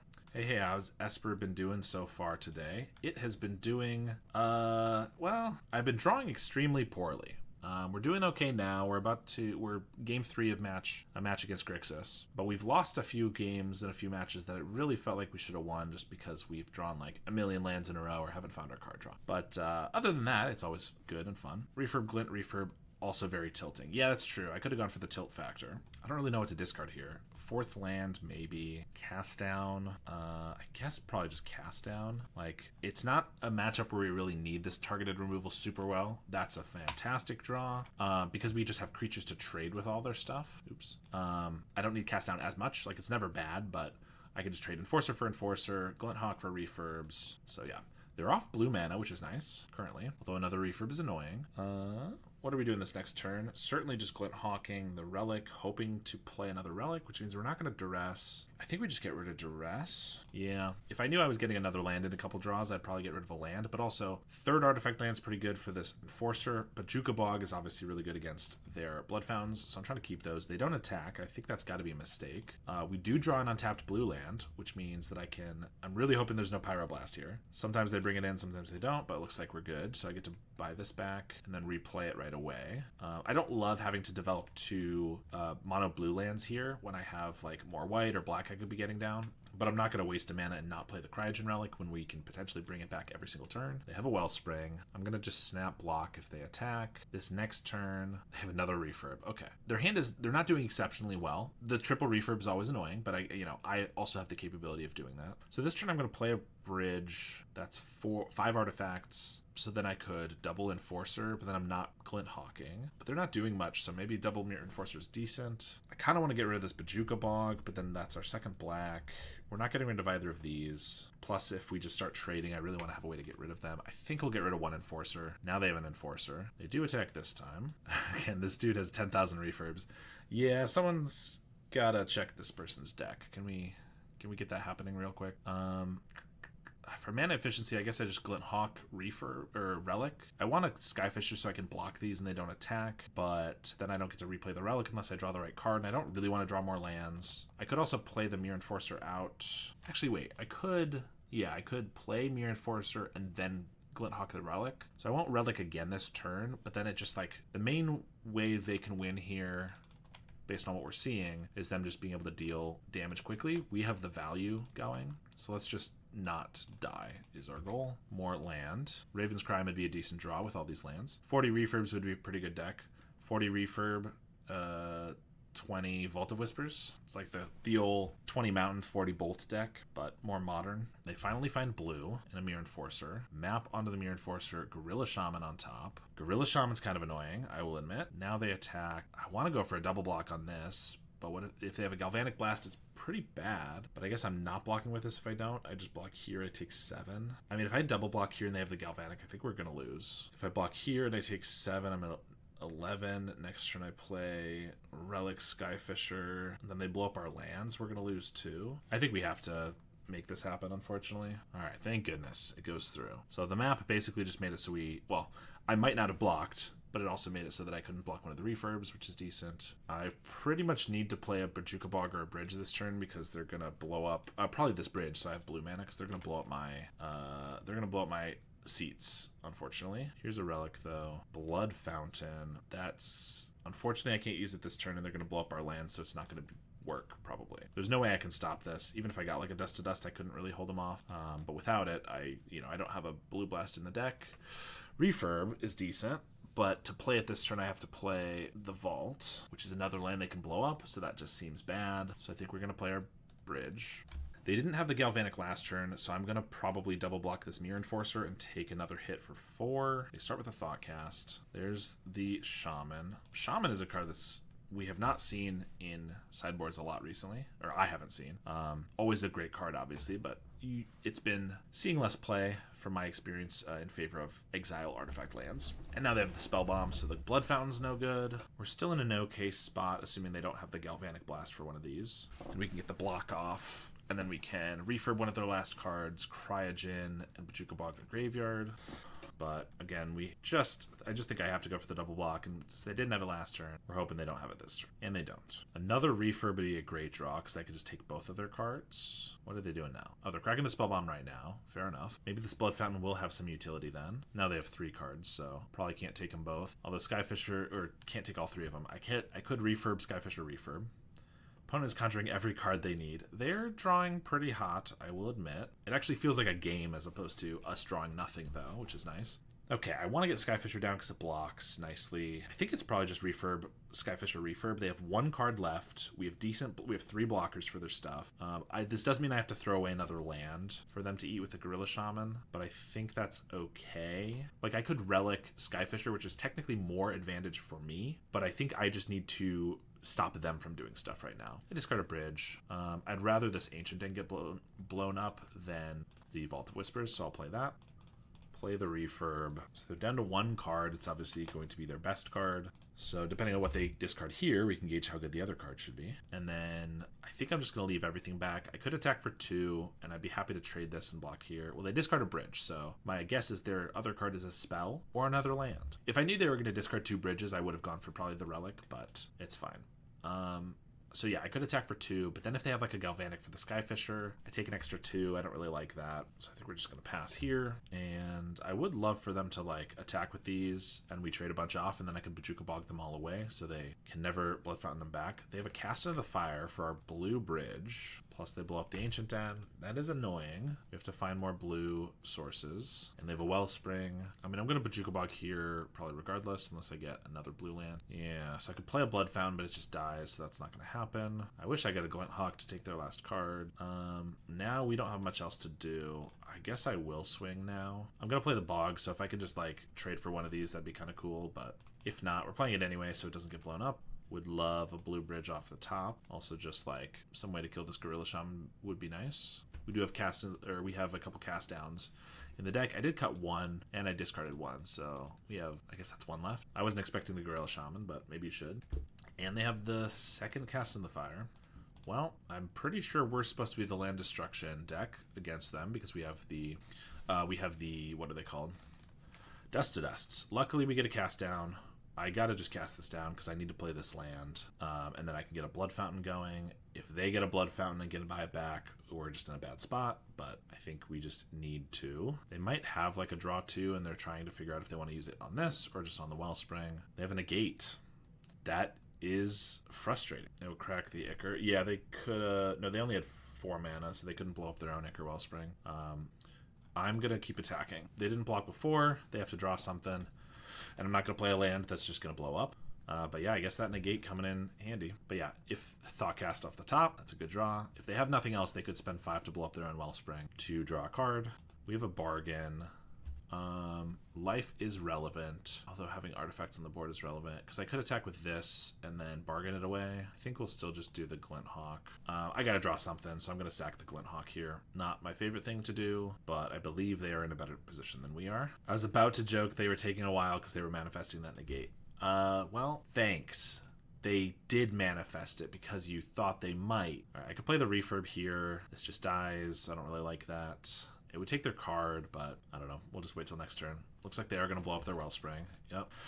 You're sorry? Well, what good does that do me when they already had the negate? You should have been sorry and never even thought about it. And then they get a Thoughtcast. I mean, this one is not all about like, oh, they're drawing so well now. They are drawing very well now. But it's very much that this Gorilla Shaman killed us, honestly. I didn't think it was going to be that big of a problem early on. They attack with it. Do I trade with it? Probably, right? I can play another Refurb. I can also Jolt something awake. I assume they just have like a Blood Fountain, bring it back or something. Or they have another one. Yeah, very nice. Fantastic. Another Refurb. Well, I will play a Refurb. I have to play the land to play the Refurb so they can blow it up. So then I can't play another Refurb, which is fine. I'm just going to Jolt Awake a Skyfisher. I could Jolt Awake a land. That's kind of funny. 2 Shamans. Yeah, pretty crazy. I mean, they've drawn a lot of cards. It happens. We played a land already. If I pick up the Refurb, I can't really replay it, like, at all. So I'm going to pick up a land. We're also just kind of dying if I pick it up, I think. Especially if they have a blast. Kind of dying regardless. I mean, I think we've lost this one, unfortunately. It was a decent game, but they found their land destruction, and we did not. And there's the Blood Fountain, which can buy back... Oh, I guess just a Gorilla Shaman at the moment. Which means Shamans are never going away. I've already gone through, I guess, just 3 bridges. So we have a lot of bridges left. I will bog them. If they want to buy back their 1 Gorilla Shaman, they may. I'm going to pass. I will say that these games have been some fun games to watch. It shouldn't be possible to have luck like this practically every game. Yeah, they've been very good. They've been fun games to play too. I'm not upset about this match. It's been pretty back and forth. It's some of the previous matches that have been frustrating, but I'm glad they've been fun to watch. And yeah, I mean they've been lucky, but I think they hit their crazy good sideboard card, and we did not hit our crazy good sideboard card. We back to 4 Thoughtcasts. I currently am on 2. I'm going to be going back to 4 for sure. I just was. There's not a lot of. The deck is kind of tight. There's so few spots to like find cards, I feel like.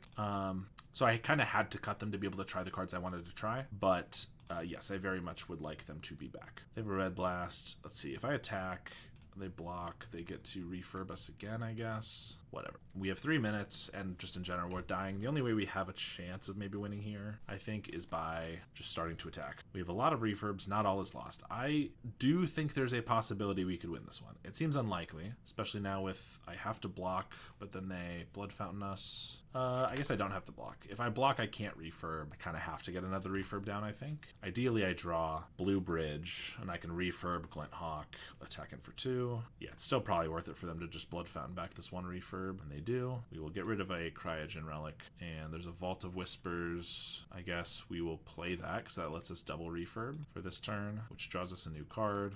They did bring in Red Blasts. That's the second one they discarded. They just didn't see him earlier. Play the refurb, and we draw a card. There's our Blue Bridge, finally. We also just died to a Galvanic, although we've seen just 2 of them so far. Attack. I'm going to block with these. They'll get them right back. I guess I'll discard these 2, probably. Oh, right. We had a land that they could blow up as well, which they decide to do so for some reason. Discard a couple of these. Seat this in it. All right, we're not dead yet. Let's pass. Play it to the bitter end. Oh, well, they drew a Galvanic. Well, that's so rude. If they hadn't drawn that Galvanic, I think we had a shot there. All right, well, let's see if we can get a second win. You know, we've had some fun games, some decent ones, but that match, I think, is fine that we lost. I mean, it would have been nice if we drew more than 0 dust to dusts that last game and all this stuff, but it was pretty back and forth. But it's really against Spy and whoever the other opponent was, Terror, that felt like we should have been able to get there. That's okay. Cosmic Charles. I believe they usually play some sort of Storm deck. We finally have Darval, but this hand does not look very good. We need blue and white, and these are not very proactive. All right, we'll keep this one.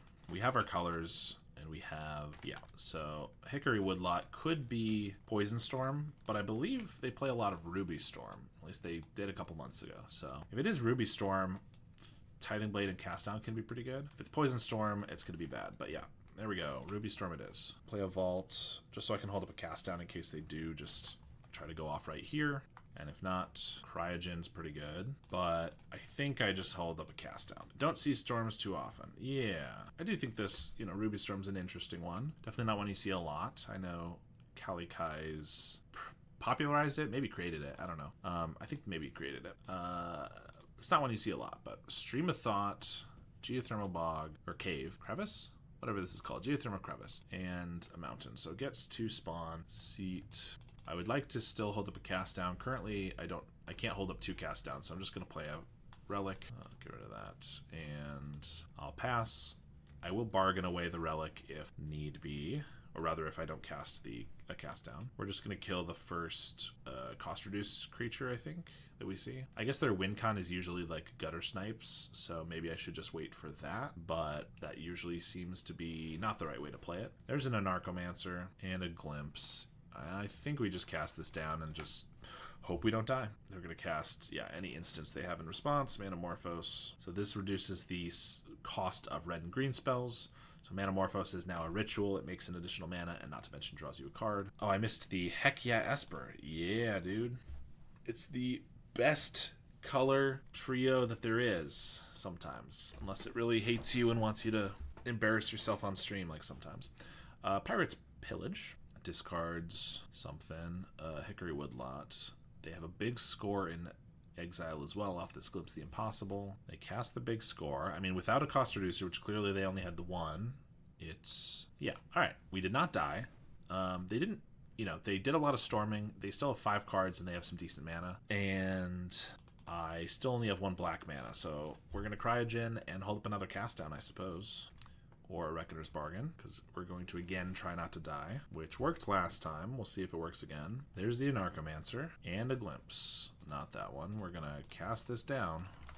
In response, they have another Manamorphose and an Electric Revelation to discard a Crevice and draw 2. Then it dies. Glimpse hits another Anarchomancer and a Manamorphose. Well, feels like they might be able to keep going. They are a little low on cards in hand, but Morphose is going to put them to 4, so I guess that's not that low. And 3 mana. I mean, that is a little low as well, but I don't know.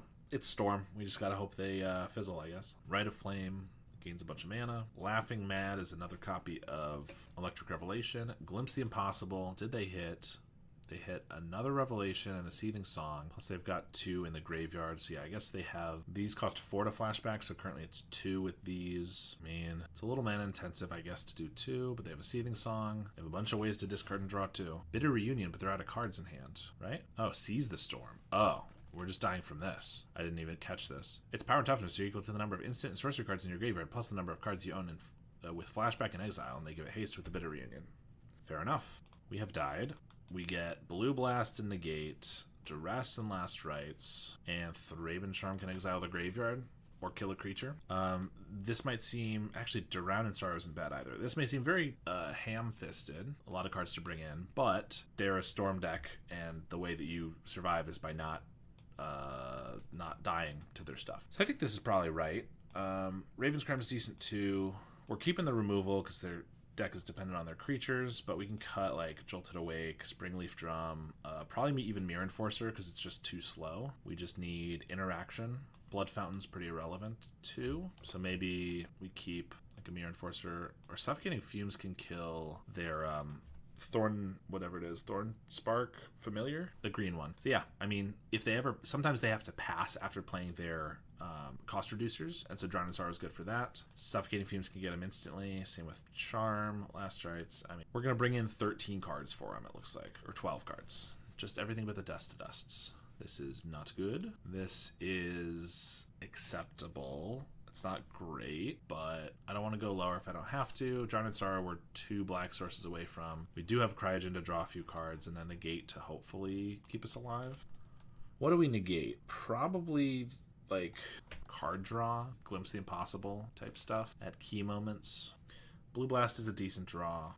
Probably not going to use it this turn, yeah, but Ancient Den is a good draw because it allows us to play Cryogen and still hold up Blue Blast. Obviously, Vault would have been better, but okay. Hitting land drops is good. I will probably just Blue Blast and an Archomancer on the stack.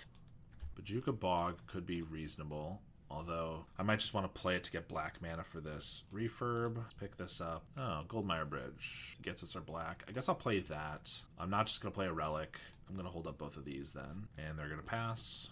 Vault of Whispers. Let's attack for 2. Play a Refurb, and I might just want to hold up both of these. Now we have like a reasonable clock. If I play Cryogen, I only have 1 of these. That's always going to be the case, though. I guess it depends on how greedy I want to get. I mean, this is like not a terrible clock, but it is still 5 turns, which is so many turns. All right, I'm going to get greedy. I'm going to play the Relic. I'll still play a Vault of Whispers to hold up the Negate here. Response, they're going to big score or something. If they do a big score, I might just Blue Blast that, but they decide against it. Thraben Charm's a good draw, too. All right, so now we get to hold up any one of any of these. They flashback the Electric Revelation, discarding a big score. I'm not going to counter that.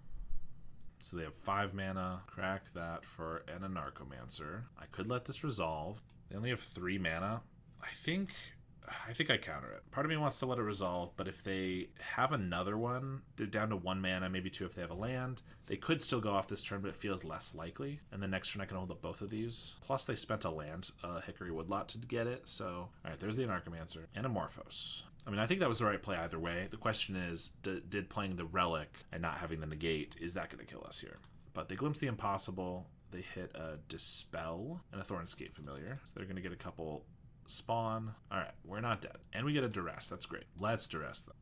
They have 3 lands and a big score. Well, that seems very good for us. They have no flashback spells in their graveyard, so I don't need to Thraben Charm that. I could just blow up the Anarchomancer, because there's really no way they can go off if they don't have it, but I think we could just wait. If they do draw a spell to like try to go off, then we can like just respond. Play a Sandstone Needle. I think I'd rather just have more cards with this Cryogen. I don't think I need to care about keeping it around, so let's just draw another. Well, we get another Relic anyway. And a Blue Blast. All right. I think I'd rather just have 2 counter spells, and I don't think I care too much about their graveyard, so I think now we'll Thraben Charm their Anarchomancer. I guess I already have graveyard covered with the Bog, so kill this and hold up these 2 and a Bog. I think this should just win us the game, probably. Skyfisher. I'm going to play Skyfisher because it makes it so they don't have an extra turn to win, but I'm not going to pick up the Refurb. Oh, wait, actually, yeah. I can pick up the Refurb and replay it and still have a Blast and Negate, so let's just do that. If I couldn't, I would have just picked up a land because it wouldn't really matter.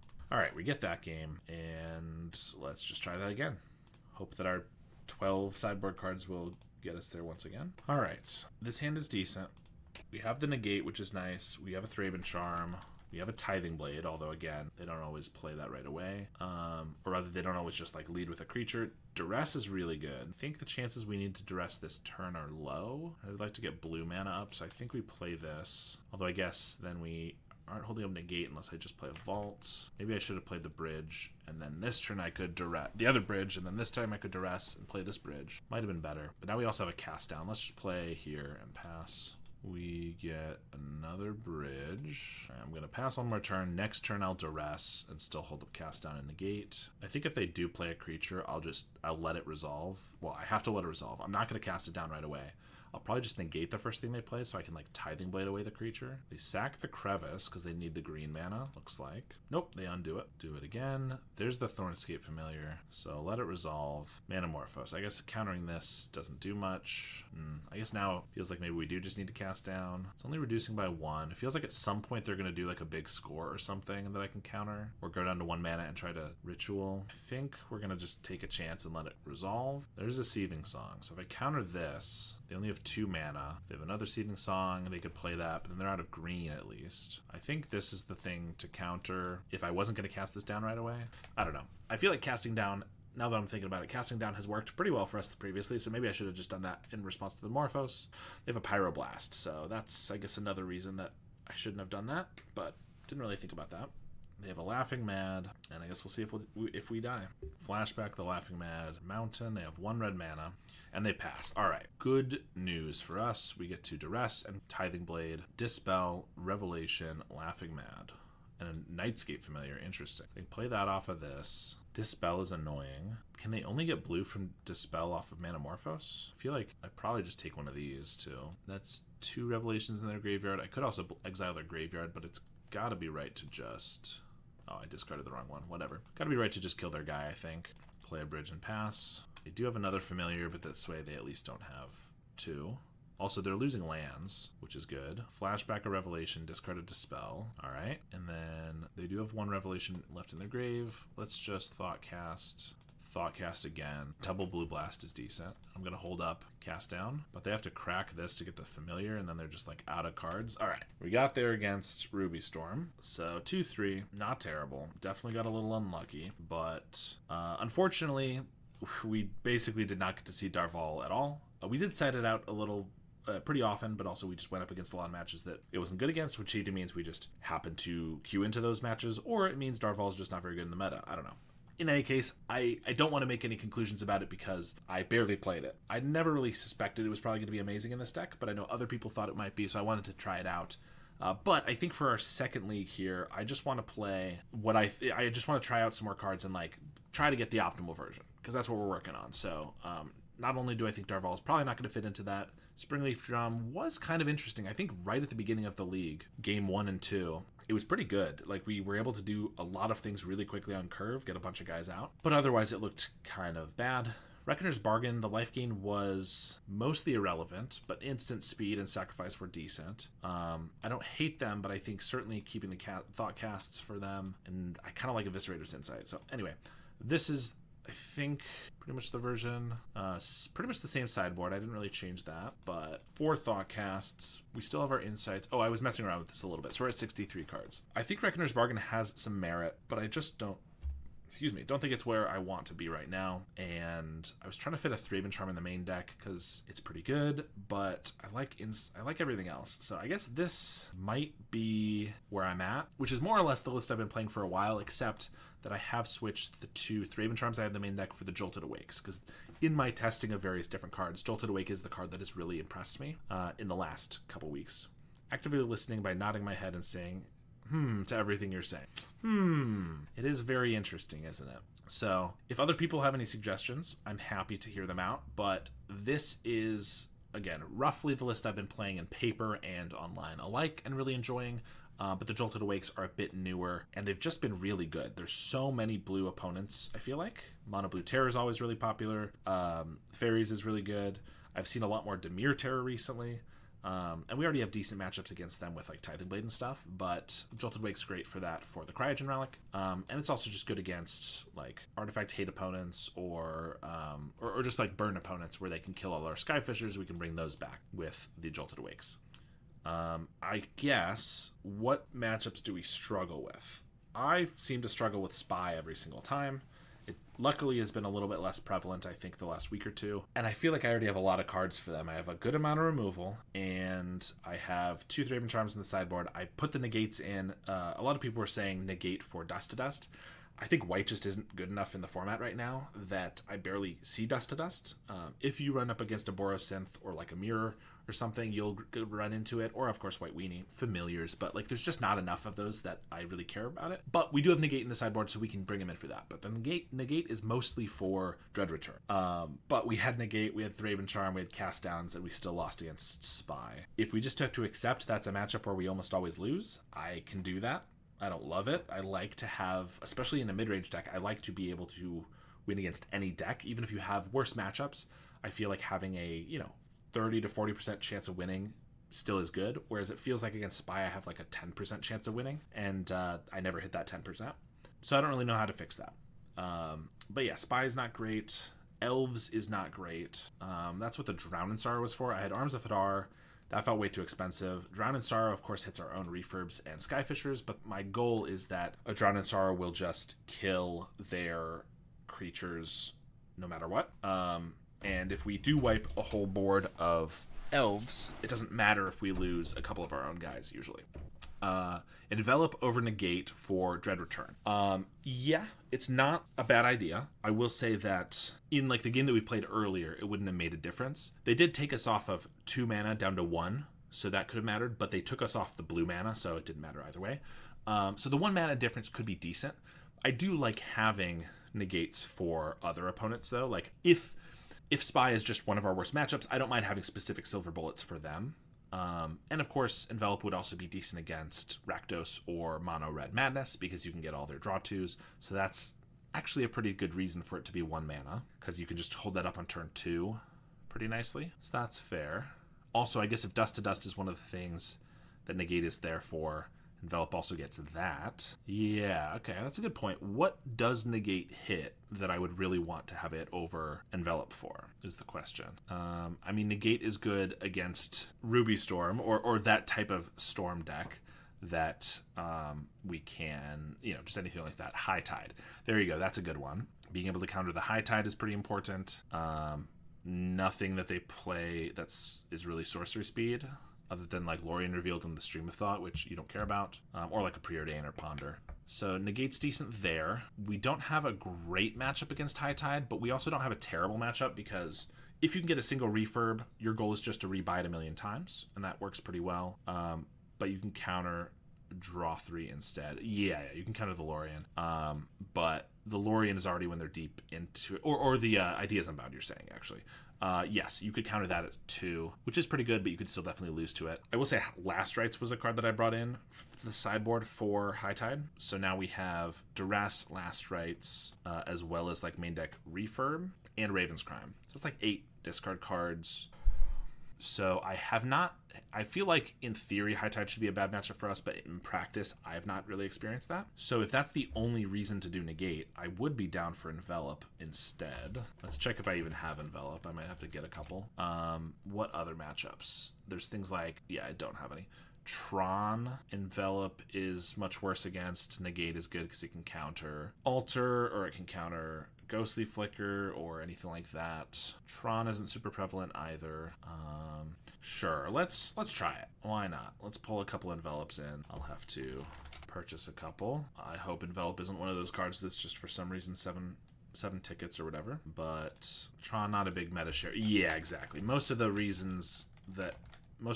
decks that I'm thinking of that Negate would be better against just don't seem super prevalent at the moment. So I could see Envelop being the pick for that. Alter, the other one has a lot of instance. Oh, it is like 2 tickets. Well, usually I just pick 4 copies of a thing, but if it's actually some tickets, I'll just get the 2 that I'm going to put in the deck. The other one has a lot of instance. Yeah, I mean, yeah, Negate, if so Ultratron's not very prevalent right now. What's the other one? Flickertron is also not super popular, but it's not unheard of right now. And I would definitely want Negate for that. But I do think Spy is my biggest concern. And again, I think Rakdos Madness has maybe been kind of tough for me because they just keep cards. But like Mono Red Madness has been pretty easy for me. Usually I can just find a Compass or honestly Raven's Crime. Match 1 is really good against them, or game 1 usually, because we can just take all their cards away. So Envelop can be good for those matches too. Why not Spellbomb, by the way? That's a good question. I did have Spellbomb originally. In a vacuum, I think Thraben Charm is the best Graveyard Hate in the format. The reason being, it's instant speed. Obviously, Spellbomb is too, but it's instant speed, and you can just do it. As long as you have 2 mana up, your opponent has to play around it, and if they don't play around it, you could just have it out of nowhere. Spellbomb obviously synergizes with our artifact package. It synergizes with Thoughtcast, Mirrored Force, or Refurb. Also, now that we're playing Jolted Awake, which I wasn't before, it actually might be worth considering again, because that's some good synergy if you need to like double Spellbomb them. But the reason that I wasn't playing it is because one of the main matches that you want to fight against with your Thraben Charms or your Graveyard Hate is Spy, and Spellbomb is a lot more televised. If you put a Spellbomb down on the field, then they just wait until they get a Masked Vandal and they exile it, and that's not great. But Thraben Charm obviously has some downsides, which is like you have to leave up 2 mana, and then, you know, Mesmeric Fiend also just interrupts that. But you can also, not that this always works out because it's so much mana, but like you can, if you have 5 mana up and you have a cast down, or 4 mana, cast down and a Thraben Charm, they Mesmeric Fiend the Thraben Charm, you can still cast down the Fiend, get the Thraben Charm back, and still use it. Whereas you couldn't with a Spell Bomb. It would just be gone to a Masked Vandal. So there's a lot of like little things, but in general, I think Thraben Charm is better for taking graveyards. Not to mention it also gets enchantments and is removal. But Jolted Awake could maybe push me back to it. It's also, not that this is always true, but if you show a Spell Bomb, like just playing a white deck, if I have 2 mana up, they have to play around Thraben Charm whether it's in my deck or not. But if I've shown them a Spell Bomb, the chances that I'm also playing Thraben Charm, in my mind at least, go down. So like if I were playing Spy and I see a Spell Bomb, I would probably play around a Thraben Charm less. I don't know if that's worth considering, but it's just something in my head. Jolted Awake busted. Yeah, Jolted Awake's really good. It certainly is. So that might be a reason. Yeah, but with Jolted, Vandal is much worse. Vandal exiles. So Jolted Awake doesn't do much there, I think, right? Because Jolted Awake doesn't bring the thing back from exile. Unless you're saying like, oh, if they try to Vandal something, we Spellbomb their graveyard so they can't Vandal it, then Spellbomb's in our graveyard, then we Jolted Awake. But the idea is that would be sorcery speed, so they could probably just win on that turn with Spellbomb specifically. Are you considering cutting some Dust to Dusts? I wasn't really thinking about it, but let's consider it. Affinity's not the most prevalent right now. We did just play against it, but Affinity's not everywhere. Although with like, you know, Esper variants I have seen a little bit in the wild, obviously. Boros Synth, stuff like that. But Dust to Dust is just really good against Jund. It doesn't get rid of any 2 permanents like it does against Affinity, but like taking off 2 bridges early can just win the game, just like against Affinity. Dust to Dust is also an answer to like Ultratron and stuff like that. Again, not super prevalent, but something a little relevant. I don't know. If Affinity's at a height, a lot of people play 4 Dust to Dusts. I certainly don't think that's necessary right now. I could go down to 2, but I think it's still, there are enough decks that it's good against that I kind of like 3 personally. Does Jolted Awake return artifact lands? Yes, it does. Jolted Awake can return any artifact or creature. So there have been games, mostly off recording, but that I have like discarded a land to a refurbished familiar my opponent played, and then Jolted Awake it for like ramp, or if they like, you know, Gorilla Shaman it or whatever. So there's some interesting synergies. I'm not saying this was an amazing play, but it was interesting because I did not have blue mana for a Cryogen Relic, so I Raven's Crimed myself to discard my Cryogen Relic, and then I Jolted it awake because I didn't have blue mana and I really needed to. Now that was, you know, 3 cards to get a Cryogen Relic onto the field, so I'm not like, oh my god, it was so much value, but it was necessary, and it got me off to a better start than I would have otherwise if I had just sat around. So that was kind of cool. But yeah, Jolted Awake can bring back any artifact or creature. Bomb would be good versus Madness and Terror. How are those matchups? Terror is supposed to be one of our better matchups because we have a Bojuka Bog main deck, which obviously is just a little incidental value. Tithing Blade, which we can just get around Ward, and also if we can replay Tithing Blade, it can be really, really good. We have a good amount of removal with cast downs, and to be fair, the Thraben Charms are both graveyard and creature removal when I bring those in. But yeah, Spellbomb could be good there. I kind of like Thraben Charm better against Terror, if I'm honest, though. It's not something you can just set on the field and just wait around for, but you can exile their graveyard in a pinch if you need to, and it's a removal spell for their Terror, which we have enough creatures to make happen often enough. So that's a matchup I probably would prefer Thraben Charm in. And as far as Madness, I think Rakdos Madness is kind of a tougher matchup just because they have a ton of cards for a long period of time. They keep value a little bit better, I guess. Whereas my experience with Mono Red Madness is that my compasses can keep me alive for a little bit. I have enough removal to kill their pingers, their gutter snipes and stuff right away, even like Grim Bauble to ping off their guy right away. And then we can finish them off pretty quickly with some stuff like Enforcers. Refurb, just taking cards from their hand is pretty good. So Thraben Charm is probably another one I would prefer against Mono Red because it can also kill a Gutter Snipe, which is really key. But I would say against Rakdos Madness, a Spellbomb would probably be better. I think that is fair to say. Desperate times call for desperate measures. Yeah, that's true. Sometimes you just gotta you got to Raven's Crime yourself, you know? Yeah, so out of all those matchups we talked about, I mean, what other graveyard matchups are there that matter? Cycle Storm, you'd prefer to have a Thraben Charm, I think.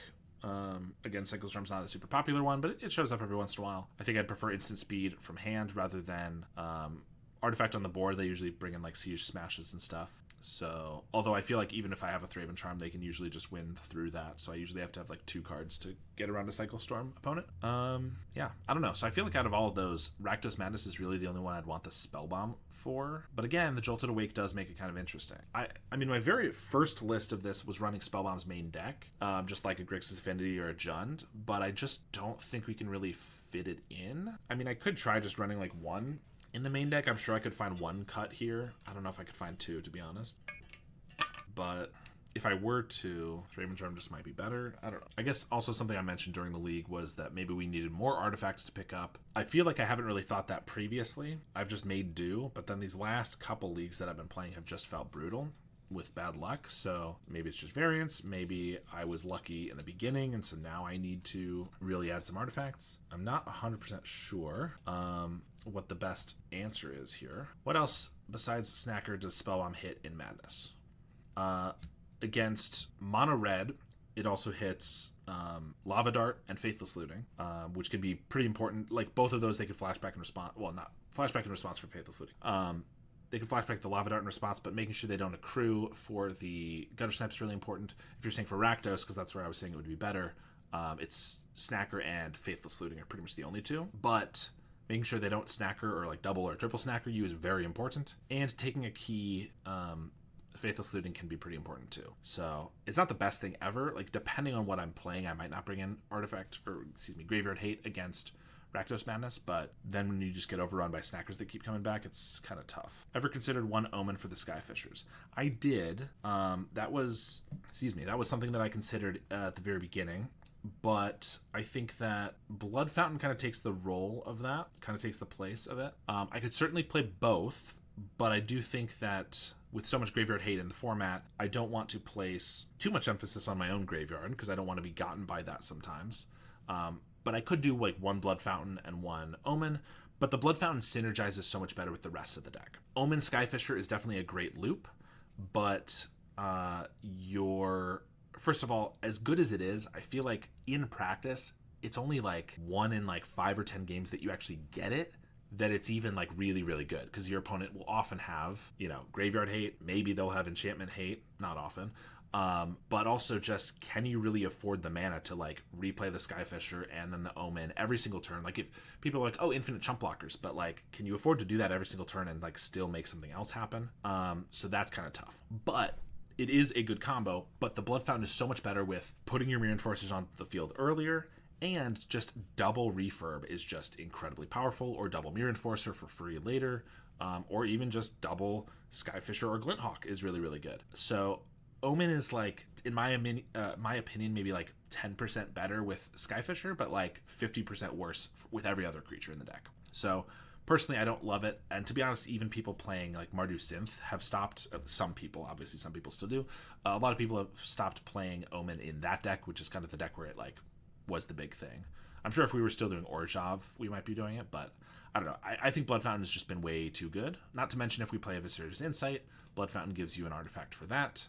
So now we have synergy with Insight, Mirror Enforcer, Refurb, Skyfishers. It's also another card draw. Obviously, the Scry maybe counters that out, but like in general, I think it's just better than the Omen. Okay, maybe an odd one, but Harrier Strix. Definitely an odd one. What is Harrier Strix doing for us? It provides us a way to loot, which is kind of cool, but we all ideally already have enough card draw that we don't need to loot too often. The tapping, probably not super relevant. Like maybe it gets us in with an attacker one time. Needing blue mana, more blue mana is not really where I want to be. And then a 1/1 body is just pretty unimpressive, I think. So I don't think that one's doing a lot for us, unfortunately. Need fountains for triggering out enforcers. Yep, absolutely. Blood tokens help to cycle away. Flooded hands too. Yep, that's definitely another reason. Might be too narrow. Yeah, I think Omen is definitely has its place in some decks, and was a card that I played and liked a lot in Orzhov.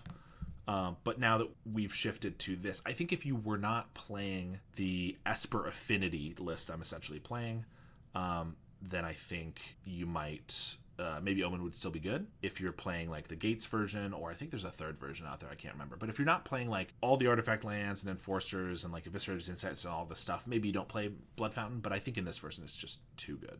Okay, so that's settled. There are 0 flex slots. Yeah, I mean that's my problem, is that it's been very tough to find flex slots. I mean, the flex slots I've been playing around with are Compass, Eviscerator's Insight, and I've been playing around even with Thoughtcast. But if I'm very honest, and these Jolted Awakes, which have recently flexed to something else. But if I'm very honest, I don't think fewer than 4 Thoughtcast is correct. I think it's just way too good. I have found that Compass is really, really good against most opponents. I've also been trying to test, like, it's great for fixing, but when I'm playing it, when I then go up against an opponent who the life gain is not relevant against, like if I'm not against Erectus Madness or Red Madness or anything, then I'll take them out. And sometimes my mana is worse because of that. So I've been trying to test, like, just keeping them in no matter what. And I can't say I have any conclusions about that yet. I only started a couple of leagues ago, but I feel like they're just really, really good. Fixing the mana. It's an artifact to play on turn 1 or 2 to get your refurbs out earlier. I mean, I literally sometimes have at least 2 of every single color on the field, and I'm still tapping my compasses actively because it's like, wow, I want 4 white this turn, or I want 4 black, or I want 4 blue, or whatever. And so, like, Compass just seems really good. But there are flex slots for sure. I think Raven's Crime is incredible, but I think you don't necessarily have to play it. So this, Insights, Jolted Awakes are pretty good. I do think you should be playing a Suffocating Fumes, unless if you're in paper and there's just no Red Rally, Red Rally, White Weenie, Fairies, anything like that. Maybe Fumes can be cut as like a one-off, as random, and does not have huge synergy with the rest. Yeah, I literally did not see that comment before I started making that point. I don't think you can cut it online, if I'm honest. I think, again, in your own meta, if it doesn't fit, that's totally fine. If I do not play this, I lose to Red Rally almost every single time. And a lot of people say, kind of what you're saying, Big Mac, one-off is kind of random. A one-of is generally a card, in my opinion, that you don't want every match, but you want to have access to sometimes. We draw so many cards, ideally. Cryogen, Thoughtcast, Eviscerator's Insights, 10 cards dedicated to drawing cards, but also like Blood Fountain can draw us a little bit, Jolted Awake can cycle, Refurb could maybe draw us cards. So our goal is to maybe find it and hold it, and we can just get rid of it. We can cycle it away if we're against Terror or something. But even against a Terror or, whatever, sometimes it'll come up and you'll just kill 2 Sneaky Snackers with it, or you'll kill a Delver with it, and that can be good. But also sometimes you'll kill 4 Battle Screech tokens with it, or 4 Rally at the Hornberg tokens, and it's just irreplaceable at that point. I just think that my goal whenever building a deck, especially a mid-range deck, is to have the best chance of winning against any possible deck you could go up against. And I think you're just in a much worse spot against a couple of those decks if you don't have a Fumes. So that's how I feel about it. Okay, so that's settled. We cut lands. There we go. Take these out of here. I'm glad we've agreed on this. No, I think 20 lands is obviously necessary. I know it's a joke, but I think 20 lands is necessary. I've almost wanted like 21 sometimes, but we do get really flooded. But ideally, that's what like all our card draw and our Raven's Crime is for. So like I could still see 21, but I haven't really ventured into it. Main deck Fumes is clutch, saves you more often than you'd expect. Yeah, like I said, it's great when you need it, and it's usually not terrible. Like you can cycle it, or it can, I have killed Delvers with it, where it's just like, oh, kill it's a cast down for a Delver, which is kind of cool. Anyway, that was a lot of rambling. I go 21 lands, don't hate it at all. Yeah, I mean, honestly, the biggest reason I don't want to go 21 lands is, again, what do I cut? But if we want to try 21 lands, I think we'll, take this into another league. And so we could try 21.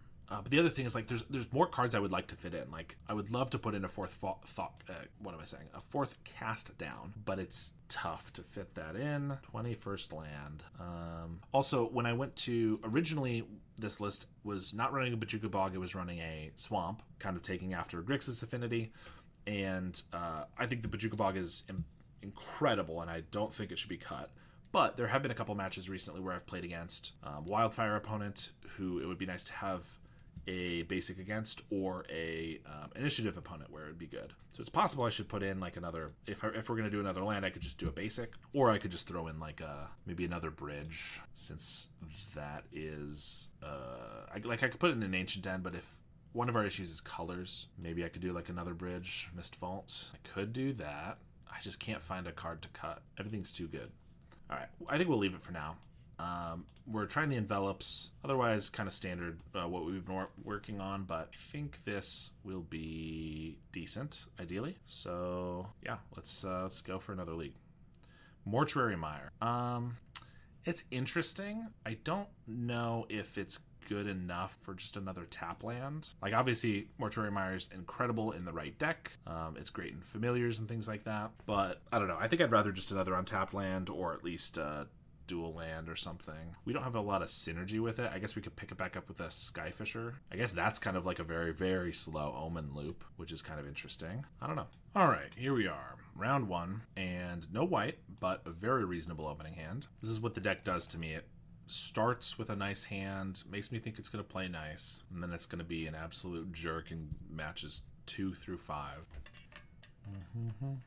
Start with the bridge and pass against red something. If they play nothing, we're going to play a Cryogen. If they play like an Epicure, I could just bobble it or Tithing Blade it. Oh, I guess I could Grim Bobble and then refurb them, which seems good. Back on Dimir. Yep, this is what we're here for. Dimir is the place you want to be. If I wanted to run basics rather than artifact lands, what would the deck look like? Ooh, they're playing the Kitten. Yeah, that's an interesting question. I think... Okay, since they played Kitten, I probably want to Grim Bobble it, and then I can refurb, and I can get the Relic down later. If I wanted to play... If I didn't want to play like a 20 artifact lands, first of all, you cannot play Enforcers if you're not going to be running this many lands, this many artifact lands. So if I were running, you know, like... say 8 artifact lands just to have a few for like still Thoughtcasts and refurbs and stuff like that. They do discard a Snacker here. I mean, I could just be turboing them out if they discard another Snacker and then like draw 2 and discard another Snacker. Like we just that'd be bad. Oh look, there's another Snacker. Phenomenal. You couldn't play you couldn't play Enforcers at all. You could still get away with Familiars and maybe even Thoughtcasts. It would definitely depend on how many other artifacts you're running.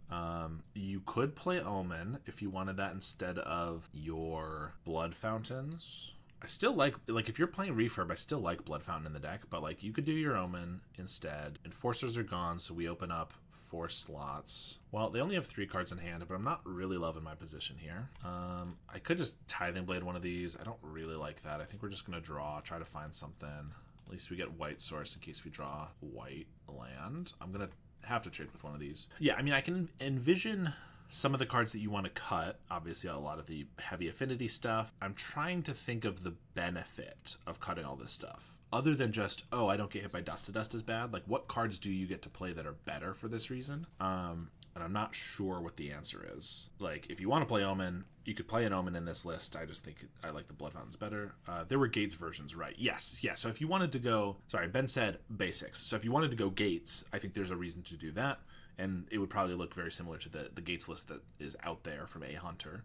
But if you wanted to not do Gates and not do artifact lands, I mean, I know some people were doing like a Moon Circa hacker thing. I did try that out in here, and I didn't love it, but it is something you could do. All right, what are we doing here to survive? I could Tithing Blade and cast down. The Snackers probably just come back, so that's not very good. I could cast down the Epicure. Also, we're just dying to these that are not... There's not even a Gutter Snipe yet. I could Blood Fountain and like Grim Bauble to Surveil, to try to find something. I could Cryogen Relic one of these Snackers down. That doesn't seem very good. I think I'm just going to Bauble, probably, but we're kind of dying. Yeah, so... I'm sure a version could exist without artifact lands and stuff. And if Affinity was so popular that it's like, oh, there's, you know, which sometimes happens when like All the Glitters was popular. You know, people are running 7 sideboard cards in every deck for Affinity. If that's the case, then maybe it is worth it to just not play artifact lands. But right now it's, you know, you get your 3 or 4 sideboard cards. Usually it's not that big of a deal. I mean, we're just dead to 2 bolts here, but like... What else can I do? The Kitten was pretty decent because I tried to kill it, but then they just got a Snacker back. Maybe I shouldn't have tried to kill it, to be fair. But also our Refurb just kind of helped them, so that was not great. Our Suffocating Fumes would come in clutch here, I will say. But it looks like they're just going to kill me in response. Bolt and a Fire Blast. as their last 2 cards. Nice. Okay, so we get our blue blasts, of course. We get our envelops that we're trying out. I like Duress here because it can also take a draw 2, or it can take a fire blast that they're sitting on. And Thraben Charm is decent too. So there's a lot of cards. Tithing Blade is not great. Eviscerators is a little too late, I think. Fumes can be good in that situation. I mean, I guess they are running Snackers, Kittens, and Epicures, so maybe it's worth keeping right now. I assume they're playing all of those in, like, 3 or 4 Gutter Snipes, which means Grim Bauble kills everything, probably. Maybe they have some Flame Breathers still. Raven's Crime is a weird one, because it's like, generally it doesn't look like it should be very good in this matchup, but every once in a while it is, like, it can be really good. I think it's maybe one to cut. I'm gonna leave it in to test. Blood Fountain's slow. Cast Down's really important against the Gutter Snipe, but otherwise is kind of bad. Cut Crime. I mean, in general, obviously you always cut Crime against, like in theory you cut Crime against an aggro deck, but this is not like a normal aggro deck. It's all about cards in their hand. So I think cutting Crime is reasonable, but I've had many game 1s against them where I've been like able to crime them for like on turn 3. Like you don't need to be on turn 7, right? I just happen to have a slightly heavy land hand. I have 2 lands in hand and a Raven's Crime, and I already have 3 black mana. I take 3 of their cards and then I just win the game. But it also is really bad late game, and we do need to find cuts, so sure, we can probably take it out. It's also obviously bad against the Snackers, as are Refurbs. I don't think that's necessarily a reason to cut them. We only have a limited number of artifacts anyway. Jolted Awake, I guess, isn't the best here. They might kill our guys. I guess it's decent. Maybe we just don't need the second Blood Fountain and like cut a Mirror Enforcer. I certainly have not figured out exactly the sideboard for this deck yet. This is decent. And they choose. Now I understand that they choose. Generally the goal of Crime, if you're able to do it right, is to take all of their cards, so it doesn't matter what they choose, or even most of their cards. But I understand they get to keep what they want. Well, hope there's no Pyroblast right away. Nice. So next turn I can Thoughtcast Glinthawk, maybe. Grab the prize with the Snacker. I could have just held up Thraben Charm, but I don't think that is the right play. Blue Blast is a great draw. Ooh, maybe I just hold up Blue Blast then. Play Goldmire and Glinthawk, pick up the Cryogen. Yeah, I don't need to Thoughtcast here. Yeah, we'll just hold up the Blast. If they play another Grab the Prize, it's really good. If they play a Gutter Snipe, I'll shoot that. If they attack here, I mean, they're gonna attack, but I probably just trade, and I can at least stop them from drawing 2 cards this turn, unless they have both like a Grab the Prize and a Faithless Looting. Well, they're going to Faithless first, probably because they get a Fiery Temper or something. Is that one I want to counter? Not really. I guess we'll let it go. Another Snacker and a Fiery Temper. So if they temper the Hawk, which they do, I kind of want to blast this. Maybe they just bolt again. But if they don't, they attack with the Snacker. I trade and I can exile their graveyard with 2 Snackers and a Faithless Looting. I kind of want that to happen. Plus, otherwise, it doesn't look like I'm going to use this blast this turn, which is fine to hold it. They do just have the bolts. Okay. Well, I can still just exile their graveyard. If I top deck like a Bauble or something and I can like ping the Snacker first, that would be great. I just want it to be gone. Another Blue Blast. Well, I could refurb and then Thraben Charm, so they discard a card, or I could just hold up another Blue Blast. I think we'll refurb them. Obviously not hitting a land drop here is annoying. I could play a Glinthawk if I want, and still Thraben Charm. I also don't have to Charm right now, but then they could Faithless Looting Flashback, which would be annoying. I guess that way I get to hold up Blue Blast, though. Yeah, I guess maybe we'll just pass. If they flash it back, it's not necessarily the worst. Also, the chances they do that on 3 or maybe 4 mana is low-ish. I get to hold up Blue Blast, and if they do go for like a Grab the Prize with the Snacker, I get to exile that, or if they trade these, I get to exile that. Like, there's a lot of benefits doing it this way, and fewer downsides, I think. Like, I will trade, since we're trying to blow up their grave. And they're gonna pass. So I could Thraben Charm now, but if they're playing like Sazakip's Brew, which they sometimes do, then they could draw their cards and get their Snackers, and that'd be a disaster, so let's not do that. Cast in the Fire. Well, I will be forced to counter this because I want my blue land around. Now we get an Envelop. Now it's just hold up Thraben Charm. Again, I could play a Glinthawk. I don't think I need to do that. Yeah, we'll just pass. I guess if they pass again and I'm worried about the Sazakip's Brew, maybe I should have just Thraben Charmed there for the value. They do flashback the Faithless. Well, maybe they discard something that I get a little more value off of. Another Snacker or a Lava Dart or something. We are pinched on blue mana, which is annoying because I kind of want to play all of these this turn. They don't discard anything additional, but we will still just exile the Snackers. So by not doing this on my turn, I let them cast the Faithless Looting, which potentially was just bad. Another Glinthawk. I mean, it's got to just be Cryogen and Glinthawk, I think. I do find a land, which means I could play a Mirror Enforcer, but that's for too much mana. Let's just pick this back up, see if we get like a blue land. We don't. All right, still not bad. We hit our land drop. We get to Relic. We are shields down here, so Envelop would obviously be a good card to have up here.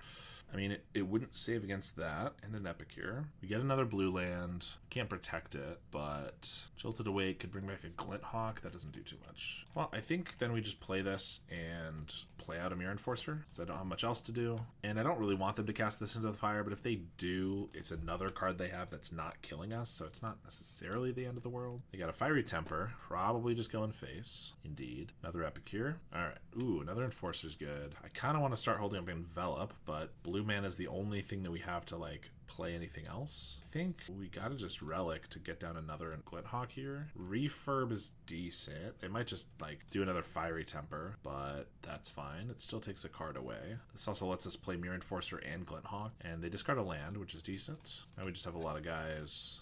We do have lethal damage on them if we could just clear the blockers, assuming we don't die. I think it was right to play this way. The only thing I could do if I didn't do any of that stuff was just hold up one Envelop, which could be the difference between living and dying, but we'll see. They do have a Gutter Snipe and a Lava Dart, which puts us to basically 5, so if they have a Fire Blast, we're going to die. However, Envelop doesn't protect against any of that anyway. I don't really know why they would cast a Lava Dart here if they don't have the Fire Blast, so I assume they do. Hey, don't play with that right now. It's loud. They're taking their sweet time, but I'm assuming that we are getting blasted. There it is. We had a decent hand. They did take us off blue mana, which was pretty much the death of us. We did get 2 blue blasts, one of which I probably should not have used on that Fiery Temper, maybe. In retrospect, if we had it for later, could have been better. That might have been where I went wrong. I could see that being bad. All right, this is the type of hand that I think you should probably keep. We need to draw something, but something could be a Refurb, a Cryogen Relic. If we're against a creature deck, it could be a Tithing Blade or Grimbauble. Like, we need to draw some sort of artifact. A Compass would be good against the Epicure.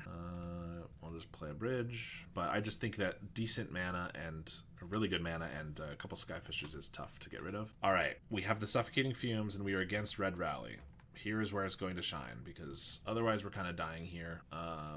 If we're lucky, they'll just play another Rally or a Bushwhacker or something, but I'm going to use it to at least just wipe these away, and it'll be pretty good for us. There's a Bushwhacker. So this is anecdotal, but...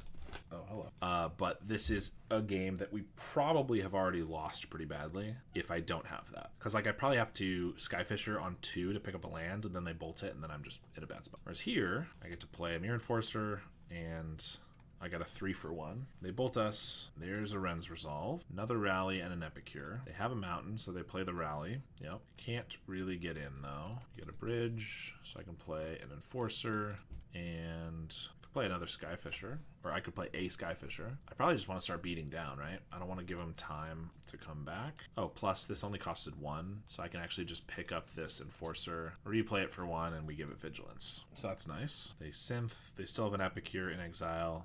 They get a Mountain off the Synth. There it is. And they cannot attack. And if we draw something for value, that's great. But if not, we can just attack with everything. Skyfisher back our Skyfisher.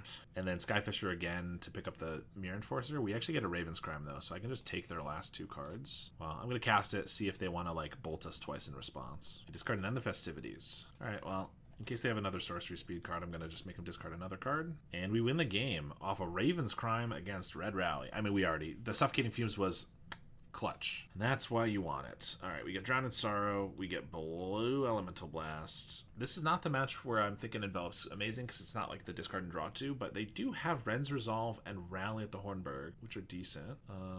Thraben Charm. I don't think we need the rest of this, but yeah, probably don't need the envelopes. These are already pretty good. Tithing Blade is bad here. Raven's Crime is not actually a card I'm going to keep in for this match. I do still think there's some merit to it for like Madness, but Red Rally certainly is not the match for it. And this is slow card draw. I guess Cast Down's not very effective, not very good, but it probably is better than like sacking our own stuff for card draw. Also, I've played against probably in the last like 3 or 4 leagues. I've played against Burn, some version of Burn 6 or 7 times, and I don't remember a single time where I've drawn a compass against them. I think that's part of me, like the luck that I've not been having very recently, is that I can just never draw those cards against the right opponents. T Prado 11 subscribed with Prime. Thank you so much for that. I appreciate it. Ooh. This hand is not necessarily the best against Rally, but we're on a mulligan and we're not going to get rid of it. I will keep an untapped land, and so I guess like this.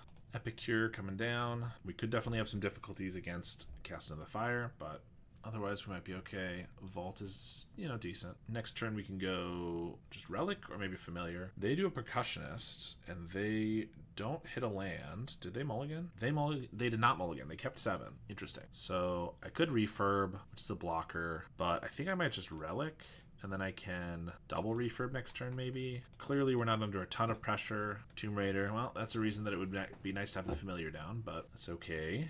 Ancient Den. So I could Refurb, Glinthawk Refurb, or I could just Refurb Glinthawk the Relic and have Blue Blast up. That's gotta be better. So let's make him discard a card. So the Ancient Den was really good for this, because otherwise we wouldn't be able to Glinthawk and hold up the Blue Blast. Now we can, and a Drowned in Sorrow is great. Off the top, there's an Epicure. I think I let that go because of the Drown. I kind of don't want to block the Percussionist because I want them to not get a mountain as long as possible, but I don't really want to take a damage for no reason. They found a Galvanic Blast, so that's maybe something. Well, that's something they can play next turn, but otherwise not the best. Seed of the Synod. I'm not going to drown for 2 of these when I already have a blocker, so let's just play the Cryogen. We get a Core Skyfisher. They're probably going to Galvanic this, which means I want to have a Skyfisher as a blocker. I don't really want to Blue Blast that. Plus, Skyfisher is something that survives the Drown in Sorrow. Let's just do this. Pass. Yep, they killed the Hawk. They got a pass. Let's Cryogen. Another Skyfisher. So I could play Skyfisher, pick this up, but then I have to discard. I do want to hold up Blue Blast. I could just Thought Cast Blood Fountain and hold up the Blue Blast, and then I don't have to discard. Let's just do that and pass. They have a Clockwork Percussionist. Honestly, something I might just want to counter. Kind of annoying, but it's another card, so it could just be a Lightning Bolt or whatever, but it could also just find them a land, and they're not finding lands, which is very good for us. Let's just Thought Cast. As soon as I find, I mean, I'm in a very good spot, obviously, but as soon as I find a Compass or something, I'm going to feel a lot more comfortable. Refurb is good. Let's make him discard a card. All right, I think we're just now gonna flood the board. Although I guess I want to pick up this Refurb, because I think just making them discard is good now. We'll attack for 2. And they finally find their mountain on turn 7. And let's see what they got. Burning Tree, you know, that's pretty good. I guess I should have thought about, I mean, I think we're still fine. We do take 4 here, but they only have 1 card left in hand, and I have a Drowned in Sorrow for these. But I should have thought about, if they kept this, we win the game. If they kept a 1-lander on 7 cards, why would they? And the reason is probably because they had a very good follow-up if they did hit the land, and that could be, you know, at least 1 Burning Tree into a Rally, maybe 2 or 3. But we got there anyway, so look at that. We won a match. We are capable of doing so every once in a while. And we're back. All right. Reasonable. Some interaction. If Bauble's not very good, we can just get rid of it with an Eviscerator's Insight. Ideally, Bauble and Fumes are really good. Fairy Seer. This is a great matchup for both of these. So I get to just Bauble this, play a bridge, and then I can have Fumes for later. They do scry 1 at the top and a Cast Down. Well, we are all removal, which is all right by me. Ooh, Skyfisher's good. They could just have a counter spell, but if I Skyfisher, they can't spell stutter it. And then Grim Bauble's not a bad card to pick up. It also means I have a blocker if they play any flash creature. I think it's good. Even if they counter spell it, at least they're not getting down a creature that they can ninja. So by casting that, I pretty much just prevent them from getting a ninja down no matter what, which is decent. Harrier Strix. I guess technically I should have floated a black mana or blue mana or something. There's a Compass. 1 match later than we were really wanting it. I guess I could cast it. It's just a card to sacrifice to this, and it's more affinity count. If they then flash in a Spell Stutter, I guess I cast down the Spell Stutter. I want to get rid of a Spell Stutter anyway, so it's not the worst thing ever, but it is a little awkward when I have a Fumes that I'd like to wipe both of those with. But maybe they just don't cast anything, in which case I could Mirror Enforcer for 2, or I could just hold up Insight and Cast Down. I think let's just cast the Enforcer.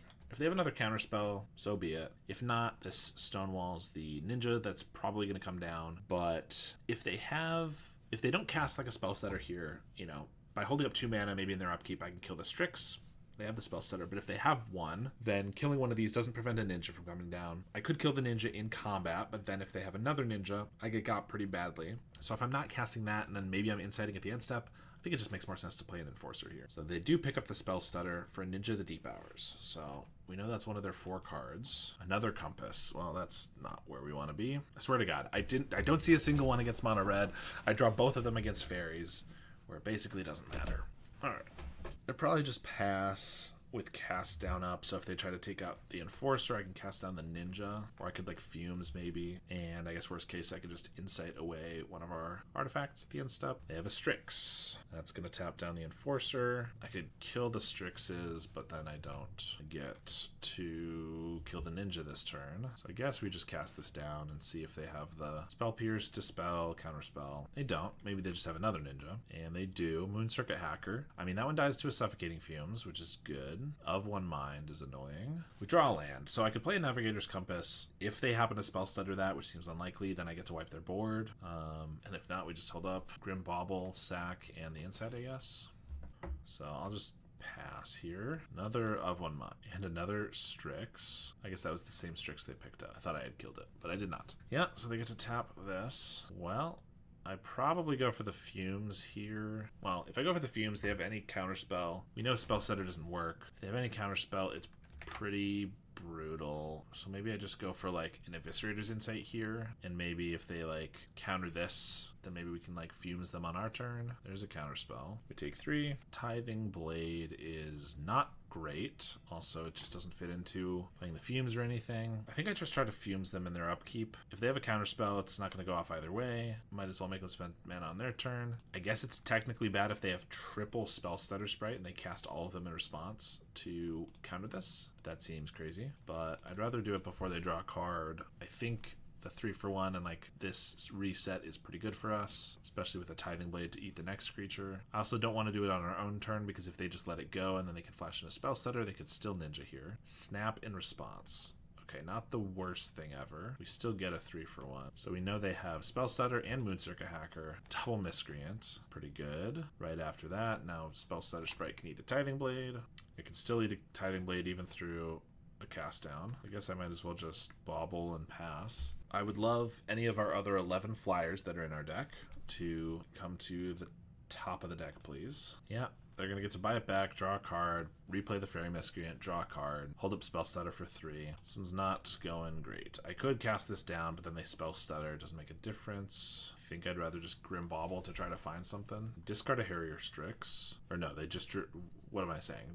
They just drew a card. The Harrier Strix was killed earlier. And they play a Fairy Seer. Alright, let's Grim Bauble, Mirror Enforcer, and a Refurb. We're keeping the Refurb. They could technically Spell Stutter it. I have a Cast Down, and if they have another Spell Stutter or Counterspell, we basically just lose. Mirror Enforcer just does not seem like what we need. Let's just play the Refurb. There's a Spell Stutter, which we will cast down, and they have a Dispel. I think...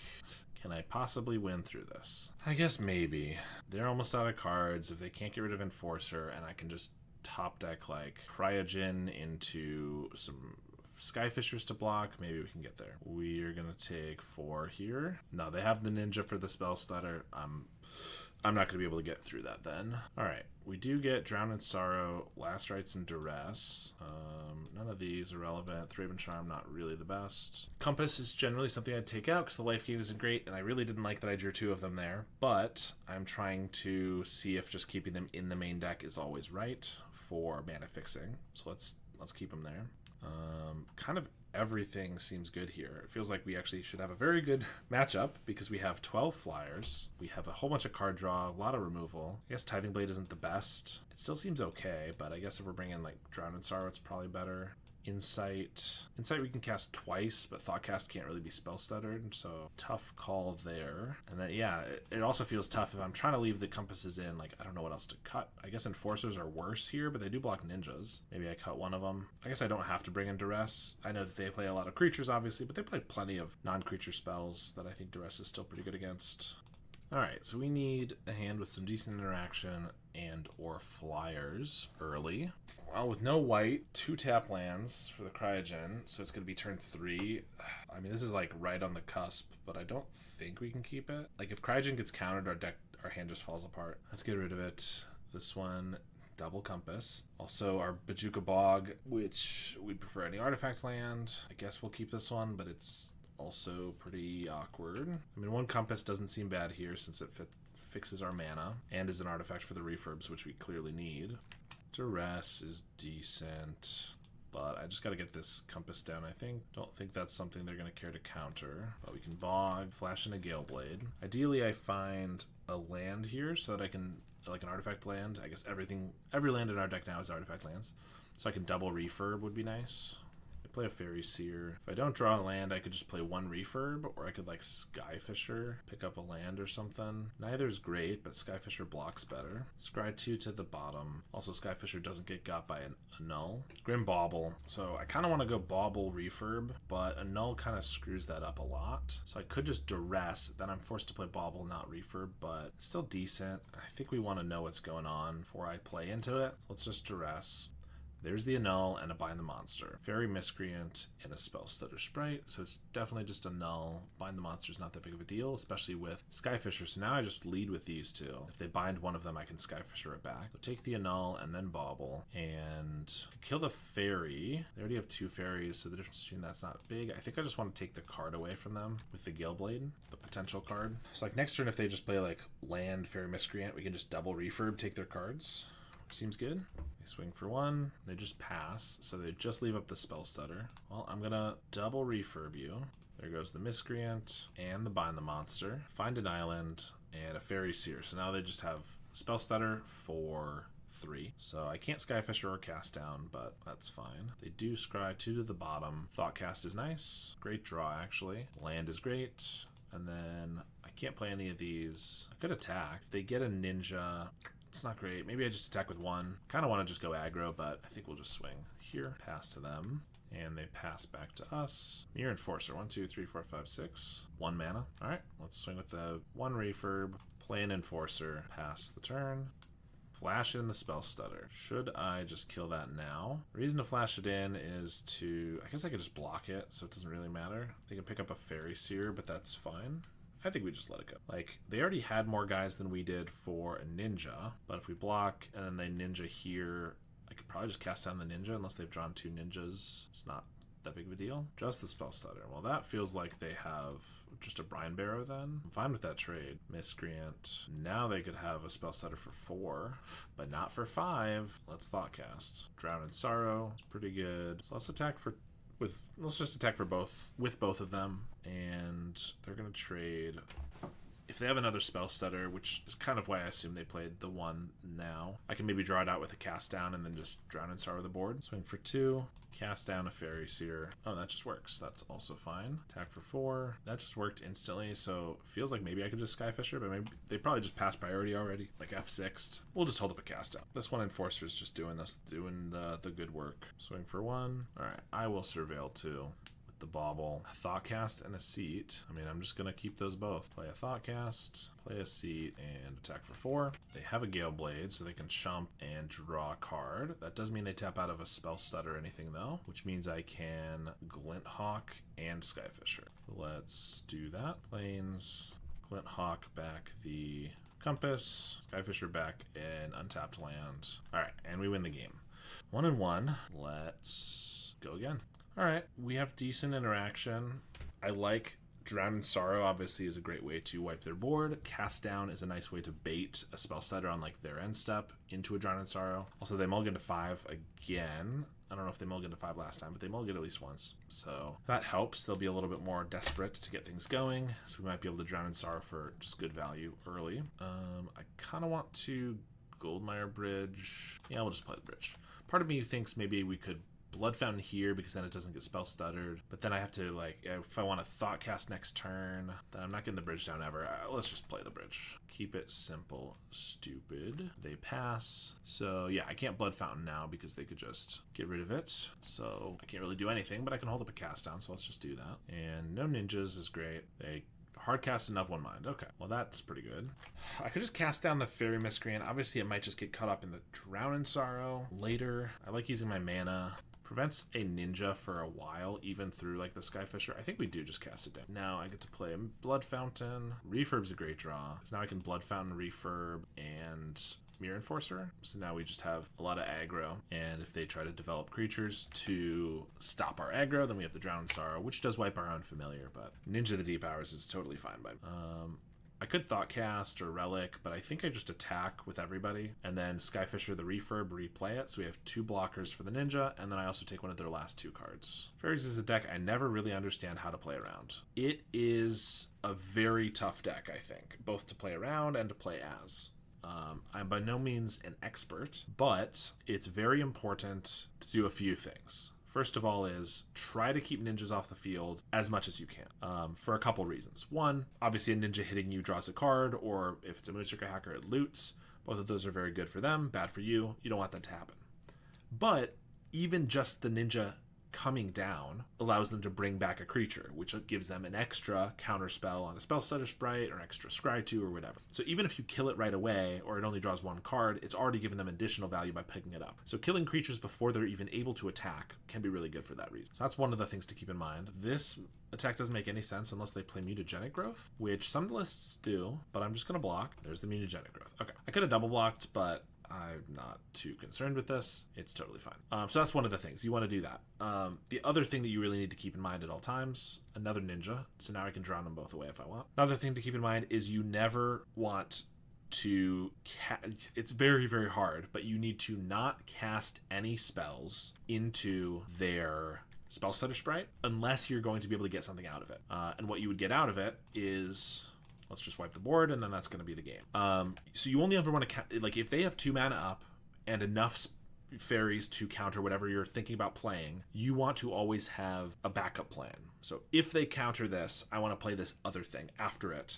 And losing that, them getting that 2-for-1 is going to be worth it because I'm going to get this other card that's way more important. Playing on their turn is very important too, so that they use their mana on their turn going into your turn is open. So at the beginning of that game I mentioned, I have a cast down and Drowned Sorrow. So if they had, say a ninja at the end step that I wanted to cast down, then they flash in a spell stutter sprite with another fairy, they counter the cast down, but then I untap and they're tapped out, then I can Drown in Sorrow, wipe their board. So it's very important to try to play at instant speed so that you can play on their turn, force them to tap out. It's also important to wait until their upkeep to cast spells sometimes. If they already have mana up on your turn, you don't want to... So there's all these... I'm not trying to overwhelm you or anything. There are all these little things you need to keep in mind. So I'm doing my best to impart you with some of those. But casting things on their upkeep is a really good way to make sure... Because say you have a cast down, they have a ninja you want to kill, and they have 2 mana up. If you just cast it on your own turn, and they have another fairy, they spell stutter sprite. Now you've lost your thing, and they have a spell stutter sprite that can attack. Then they attack, and they ninja that spell stutter sprite, and they have another counterspell in hand. That's devastating for you. But if you wait until their upkeep, and then you try to cast that thing down, they could still spell stutter sprite, but then that spell stutter sprite doesn't have haste, so it can't attack this turn. In which case, it can't get picked back up. And so that's a very, very important thing. Looks like we're against green tokens, but they have Tree of Tales. I guess that's probably just for, what's it called? Brave the Wilds. So green tokens, interesting deck for sure. Or kind of maybe just a green stompy, could be. Nest Invader grows this. Okay. Yeah, so there are all these little things that you really need to keep in mind. And it is a very difficult deck to play against, in my opinion. So no worries if you have some trouble with it. All right, we have so much card advantage, but we have no blockers at the moment, and these are going to be getting big. So I think I just play a Thoughtcast to try to dig for a Skyfisher or something. That didn't work. Tithing Blade kills this spawn, but that's not very good. I like this green deck. Yeah, it's pretty sweet. I'm a big fan. I'm not a big fan of it's killing me at the moment. So I could just Compass and play another Thoughtcast. I think that's probably makes the most sense. It makes our mana better for later, gains us life, which is, I guess, not irrelevant. Island gives us better info for next turn. I could Tithing Blade, but I'd rather them potentially sacrifice this spawn first. My brain has gained more wrinkles, thank you. I hope some of that was helpful. There's certainly way more stuff. I will say, I'm trying to think of someone who...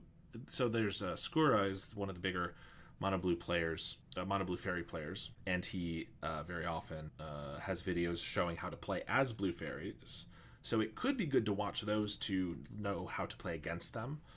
because just knowing your opponent is a very good way to know what their deck hinges around and what they're thinking about and how to play around it. Oh boy, so they have a Hunger of the Howl pack. So this is now a 6/6 indestructible. Now we have a Tithing Blade to kill it, but we have to kill these other two first. We are taking 10 here. I probably will just sack this Relic to keep this tapped for a turn so that we don't have to deal with that.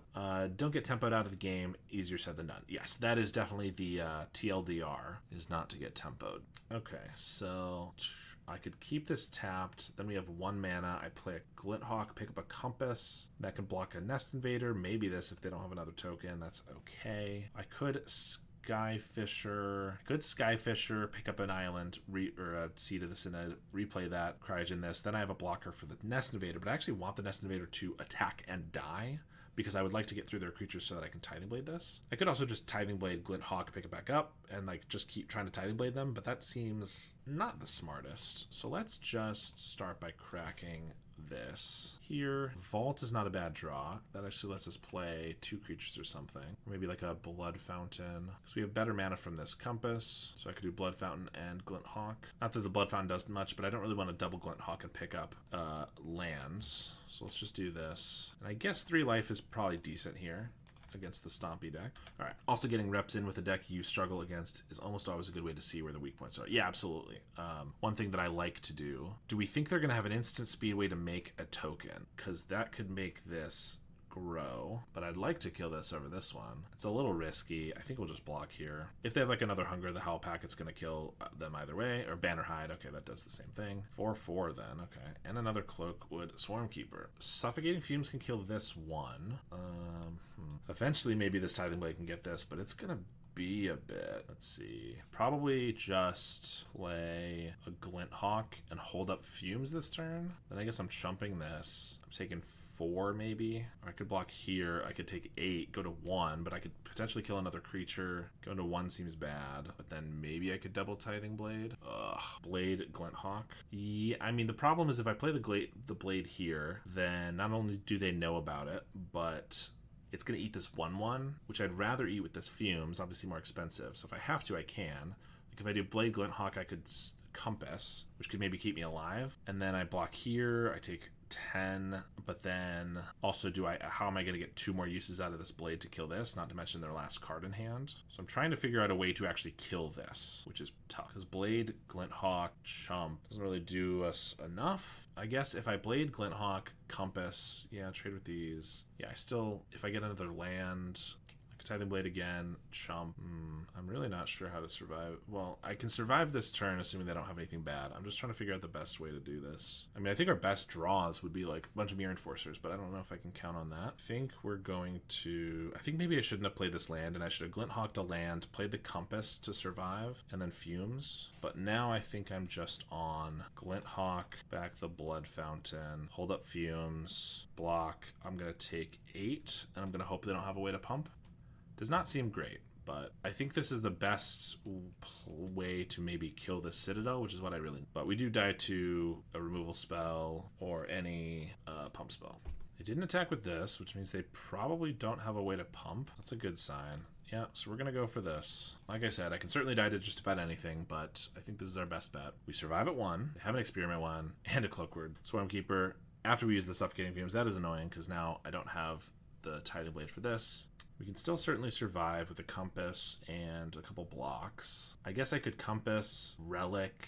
Maybe the Relic draws me something, but if not, I can tap this down with the Relic. Then I have to chump, and I'm not dead. So let's just start with the Relic. Another Compass is not terrible, but not the best. If I play Skyfisher here, pick this up, play a Compass, a block, still just at 1, or I take 2. Yeah, I think I might as well just crack the Relic and not lose my guy. My Skyfisher from hand. No, not that one. I guess it doesn't really matter if they're both lethal, but I'd like this one to be tapped. Cast down is good. Might be too late, but because I have to chomp here, so I can't even eat one of these. Refurb is decent. That's a blocker. So I can cast this down. Tithing Blade, Refurb, and Compass. So let's start with the Refurb. Make them discard their card. It was a land. Cast down the the Nest Invader. I'm going to do this while they don't have like a Vines of Astwood or something. Tithing Blade and Compass. I will chump here. So I can pick up the Tithing Blade and replay it, but that does not kill this. So I have 2 more mana to play with. I can still chump here, so I'm not dead. So let's Insight, try to find something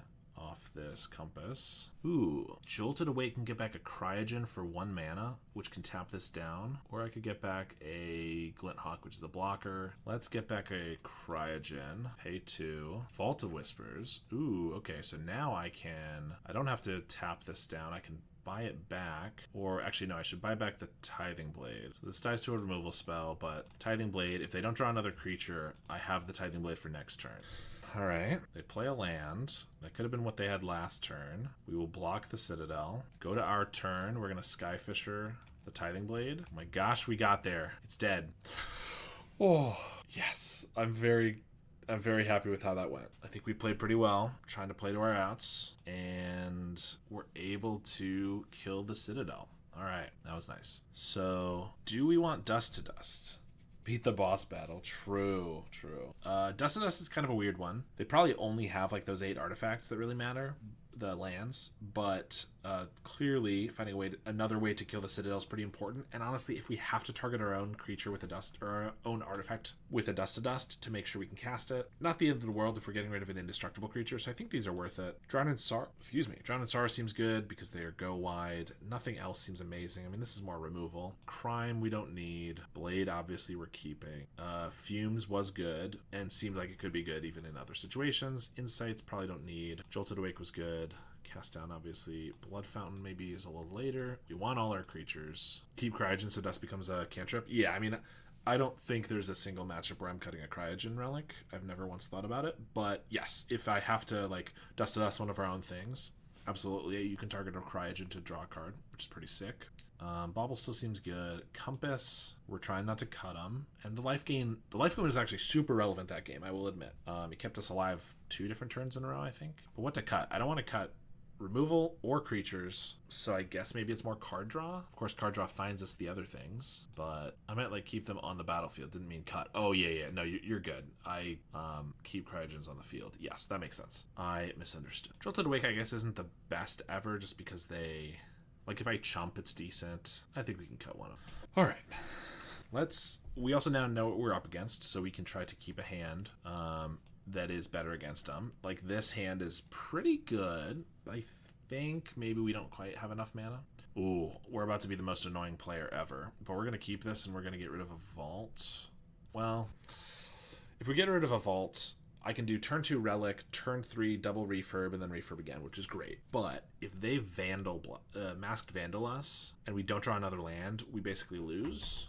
And triple Refurb's really good, so maybe I should just get rid of this Relic? I think so. I definitely don't want to do that, but I really don't want to lose to a Vandal either. Compass is a good draw too. Ooh, so I could Vault of Whispers Compass. That means I can actually double Refurb next turn.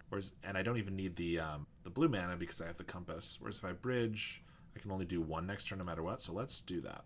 Like, Troublemaker Roof is what I'm expecting. Oh, it's a Biograph. That's fine. Ooh, Glinthawk. All right, well, let's just double Refurb you, Brave the Wilds, and a Hunger the Howlpack. I could double block, but they could just have another Hunger, so I don't really like that. I think we'll just take it. Most annoying player ever, but you're not playing High Tide? That's a very good point. I couldn't possibly be the most annoying player ever. And believe me, you will not catch me playing High Tide anytime soon. Triple Refurb, Nest Invader. I'll play a Mistvault Bridge, and I'm going to pick one of these up, so I guess I might as well attack with it first to get in for 2 damage. And make this Plains, Glinthawk, and pass. Say that as someone who enjoys High Tide? What are you doing here? No, that's fair. At least you're self-aware. That's good. Not delusional or anything. Just attack with the Groff. So obviously these look bad into the Glinthawk attacking, but if they had like a way to pump, probably would have attacked with them. But I guess if they have a Hunger the Howlpack, it only is +1/+1 right now. So if I double block, they could still howl at me, and that seems bad. If I triple block, I lose them all no matter what. I think I'll take another 5. I'm going to hopefully, run them out of cards here. But if they keep both of these in hand, I can't do that, obviously. Unless we find another Glinthawk off the top, which would be sick. Skyfisher is almost as good. I can't do it this... I can't take all their cards away this turn, but Skyfisher is strong. Take away a Troublemaker, oof. Nice.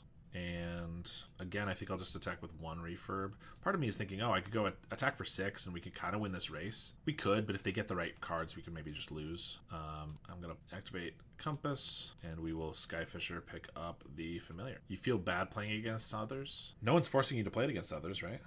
Like, if they don't like playing against it, and then you also feel bad, it feels like you're both just not enjoying some aspect of it, right? But if you still enjoy it, I understand, and you're allowed to play what you like to play. All right, I think now we can...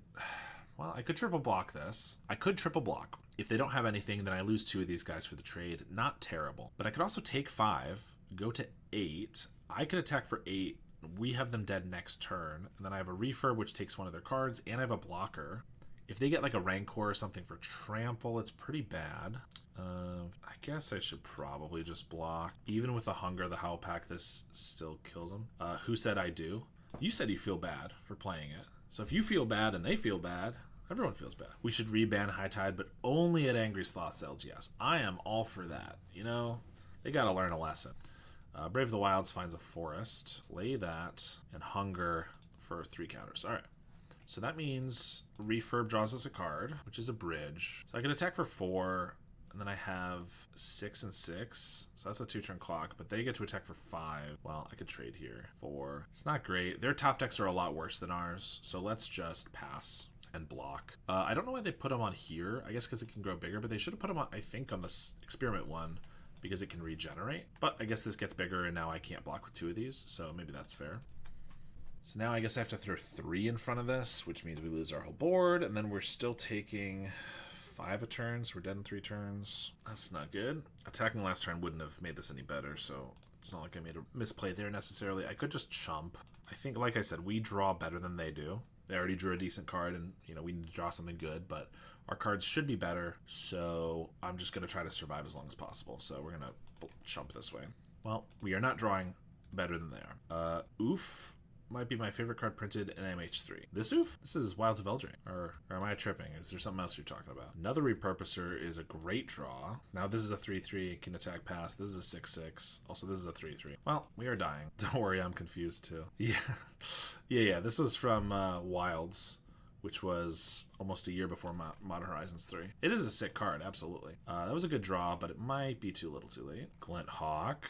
Okay, I need Mirror Enforcers. I really need some Mirror Enforcers. That's not a Mirror Enforcer. Everything's a 3-3, so Drowned Sorrow is not going to cut it. I guess we'll try to stay alive and crack this. Thraben Charm, but we're going to have to chump here, so it's not even good. Just got back into Magic and assumed Powerful Common equals MH3 card. I mean, you're not entirely wrong there. MH3 did have just a couple powerful cards. Do the green Stompy decks play Rancor anymore? I will say green Stompy is not...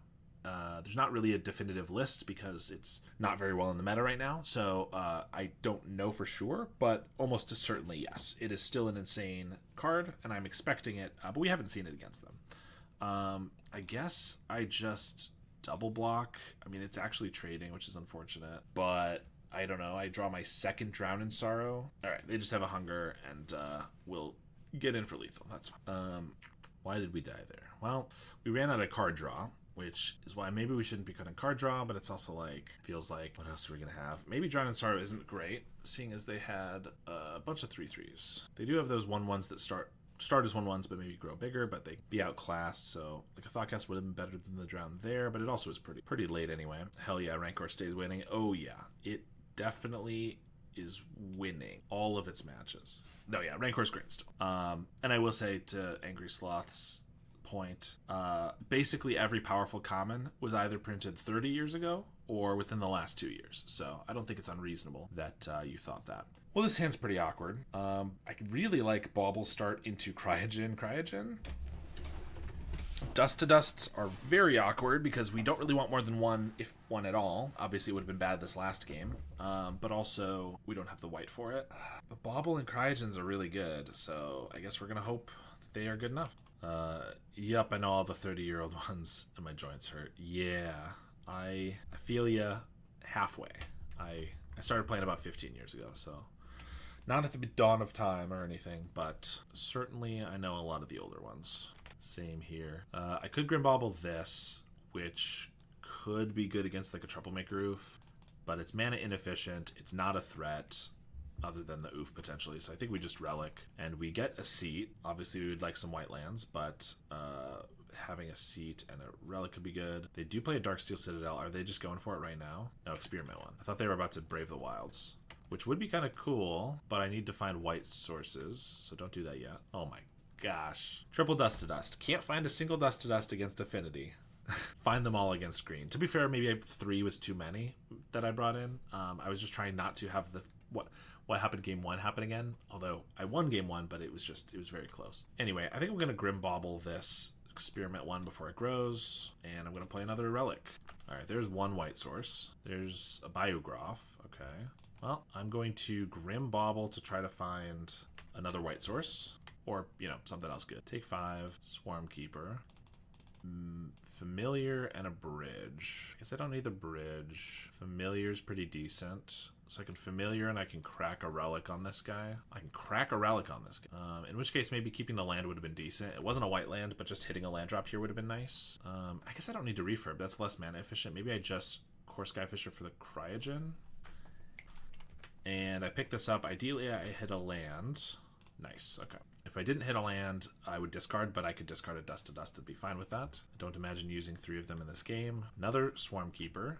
All right. Honestly, if I could Dust to Dust their 1 land here, they would be cut off mana, which would be pretty nice. Okay. I think I'm just going to... Oh. I really want to Suffocating Fumes these guys before they grow. But I also want to Thraben Charm this Biograph while they're tapped out. Tapped out of colored mana. If you pop a Cryogen Relic, are you cracking a cold one?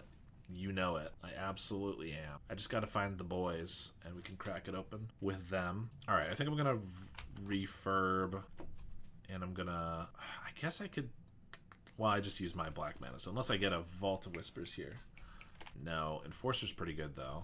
So let's just Enforcer, Thraben Charm, the Biograph. Actually, do I need to do that now? Now I can just trade the Mirror Enforcer for it, right? And then if they have like a combat trick, I can Thraben Charm in response. Yeah, let's do that. Horrific Assault. Perfect. They're trying to deal damage to it, and I will deal 6 damage in response. And that's going to win us the match. All right.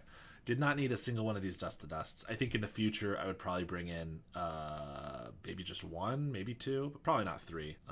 I just didn't want to be caught without it again, but we were able to get there against Stompy. Oh look, we actually have a pretty decent record considering our last one was 1-3 into our last match. But let's see what this last one holds for us. All right, match 5 here. Wish me luck. We'll be playing some part Esper tonight. Good luck. I hope you do well. And Pauper. Got it. Pauper Esper tonight. I am looking forward to hearing the report. Certainly since I didn't stream much this last week, I'm going to try to stream a couple more times this week if I can manage. I don't think this one has anything going for it except for good mana, but we need a little more proactive cards. This is exactly what I was asking for. But yeah, good luck. So I had a friend over the weekend, which is great. Staying over my place. However, it happened to be on the weekend of both my Pauper locals, which are one of them switching. But anyway, so I am missing some Pauper, some Pauper Pauper recently. Need some more of it in my veins. All right, well, this is only a slightly better hand because we have a Thoughtcast instead of the Jolted Awake from the first one, but Cryogen's a very good draw. And yeah, you better believe I'm going to be playing some Esper next time. I am in the store. All right, we are against Terror. Mono blue by the looks of it. So Cryogen Relic probably gets countered almost every time here, but I could just play a Bridge. Next turn I could play like a Thoughtcast. If I Cryogen here and it gets countered, then I can still Thoughtcast next turn, whereas if I don't play anything here and I Bridge, the next turn I can Cryogen. If it gets countered, I still can't Thoughtcast, so I'd probably just go for it, knowing it probably gets countered, or I could just hold off entirely and try to make their counter spells bad for a while, but I don't know, that does not usually work. Spell Pierce is unfortunate. I'm putting together a battle box, and I'm going to try to start hosting Pauper Nights, partnering with 1 or 2 of my LGSs. That sounds fantastic. Ooh, that's a quick terror. Certainly, if I didn't have like LGSs running events, I would absolutely be trying to host some stuff myself. So that sounds great. Well, I guess we're gonna Thoughtcast and hope to not get counterspelled. Yikes. I mean, in my experience, this is just what playing against Terror is. Hope I don't get counterspelled every time. Every turn, another Terror. I guess if I get an untapped land, I can cast one of these down. I guess Tithing Blade would be my best draw. Unlucky. I will play a 4/4. I will take 10. Contaminated Aquifer. So they are, in fact, whatever this is called, Demir. And they have 4 cards in hand, so the chances of us winning are extremely low, but I can play a Glint Hawk, pick up a land, and then I can cast down one of these in their upkeep, and I have a double block, so like if they have really nothing, maybe I can get there. Might as well do it in their upkeep because it makes it so they have 1 fewer card they can draw to have a counterspell, but if they have the counterspell, I'm gonna have to double chump, and there's no way I'm getting out of that. So we get Thraben Charm, Duress, and Last Rites. We can take out Bauble, Fumes, Jolted Awake is good, Blood Fountain's good, Raven's Crime is good. Alright.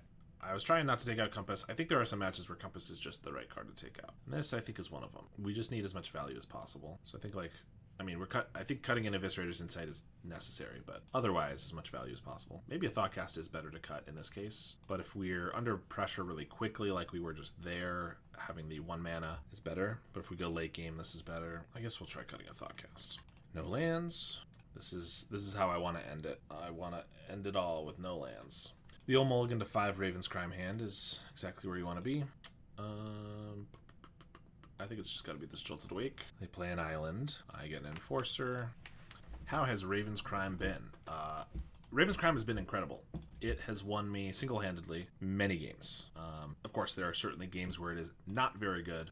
And in any game pretty much where I'm mulliganing to 5, it's not really a card you want in your opener. But quite often, you top deck it, and if you have a couple lands in hand already, if you're against a control or combo opponent, you can just take their entire hand, and it often wins you the game right away. Even against like a Mono Red Madness or something, or Rakdos Madness, I've had pretty good luck taking away their hand with it. And it's just a 1-of, so the cost is pretty low. Worst case scenario, if you don't have other lands, you could just make him discard 1 card. It's not terrible. So I think it's pretty good. I highly suggest, if people are playing this deck, to give it a try. It's just one of those cards that I fully admit doesn't really look like it fits the deck, because we're an affinity deck, and so it's kind of more of a spellsy, like, control deck card. But it's really solid. Alright, so we would just do and draw go. I could play an Enforcer here, but then they just get to counterspell, and they're not really filling their grave at the moment, so I think we just want to hold off and keep waiting longer. We missed a land drop a turn ago, but now they're missing a land drop, so we're even. I'm not going to insight into their counterspell at all, but certainly not a land. Cryogen is good. I kind of wanted to keep the Jolted Awake from the beginning in case I got a Cryogen and it gets countered. But they have mana for 2 counter spells, so I think I'm just passing. This is definitely going to be a patient game. I hope we keep drawing lands. There we go. I could play a 2-mana Enforcer. It's not terrible, but don't think we're there yet. It's good and very important that we keep pace with them on lands. They discard a Deep Analysis, which is decent for them because they could just play it for cheap and still not have to tap out for it. But we're not playing anything yet.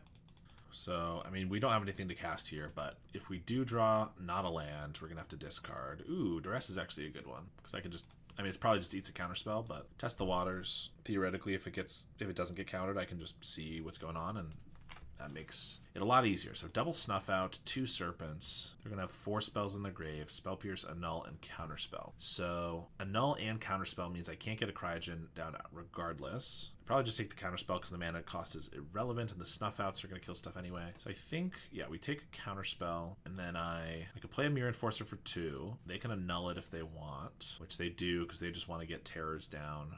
They cannot counter the creatures at this point, the non-artifact creatures, but they don't do anything until the Relic resolves. They might just let the Mirror Enforcer go, in which case they snuff it out, but then I can insight it, but then they can Spell Pierce that, and they get both their Serpents down. I think we just have to pass still. It's good to know the information, but we don't really have the best answer to them having like 2 Serpents on the field. If they play them now, I can cast down the Cryptic, getting around the Spell Pierce, and that's not bad. Instead, they flash back a Deep Analysis, and looks like they're going to discard again one of the Snuff Outs. Ooh, Blood Fountain's pretty good. I really want the Cryogen to resolve. How do we make that happen? I guess if I play a Blood Fountain, they could annul it. But if they do, they could have drawn a counterspell, but Cryogen could be open. I mean, I kind of want the Blood Fountain around too, but yeah, I think we lead with this. That's fine. Okay. Well, then I can play a Mirror Enforcer for 0, and that's fine too. Now, if they want to kill this with the Snuff Out, then I can Eviscerator's Insight it. Ooh, Thraben Charm. I could exile their graveyard right now. That's not terrible, because then they can't get their guys down. I do have a Machuca Bog to do that next turn. They're going to be 2 mana, so if they play like Serpent,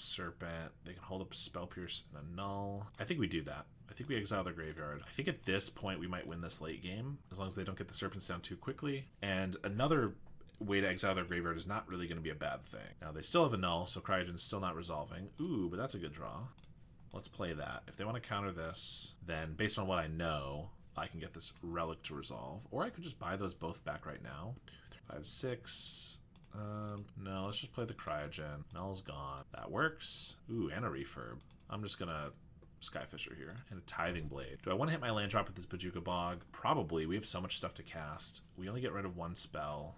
But I can also pick it up if I really need again with another Skyfisher. And we have a Tithing Blade. Now we're in a pretty good spot, I think. Brainstorm's good for them. Thought Scour gets rid of their Spell Pierce in an island. Ponder puts them to 4 spells. They Bojuka Bog us. Okay, that's pretty annoying. We have an Eviscerator's Insight in there and a Refurb and a Mirror Enforcer for the Blood Fountain. So I don't love that, but so be it. They do play Cryptic Serpent and they have up some mana. So I think we just cast it down, see if they want to do anything about that. If they counterspell, we can Tithing Blade or whatever. And I could Cryogen Skyfisher here, or I could just Refurb Skyfisher Refurb. They only have 4 cards. Taking 2 of them seems really good. Or if they just want to counter this, that's not the end of the world either, because then we can just pivot back to Cryogen Glinthawk. Oh, and we have a Mirror Enforcer. Let's play that. And then pick up the Cryogen again. And we get a bridge. Very nice. And yeah, we're in a great spot. They can play a terror, a couple terrors, 3 terrors. Okay, but we have Tithing Blade, and then we have another Tithing Blade with this Skyfisher, and then we even have another Tithing Blade next turn with Glinthawk. All right, we won the game there.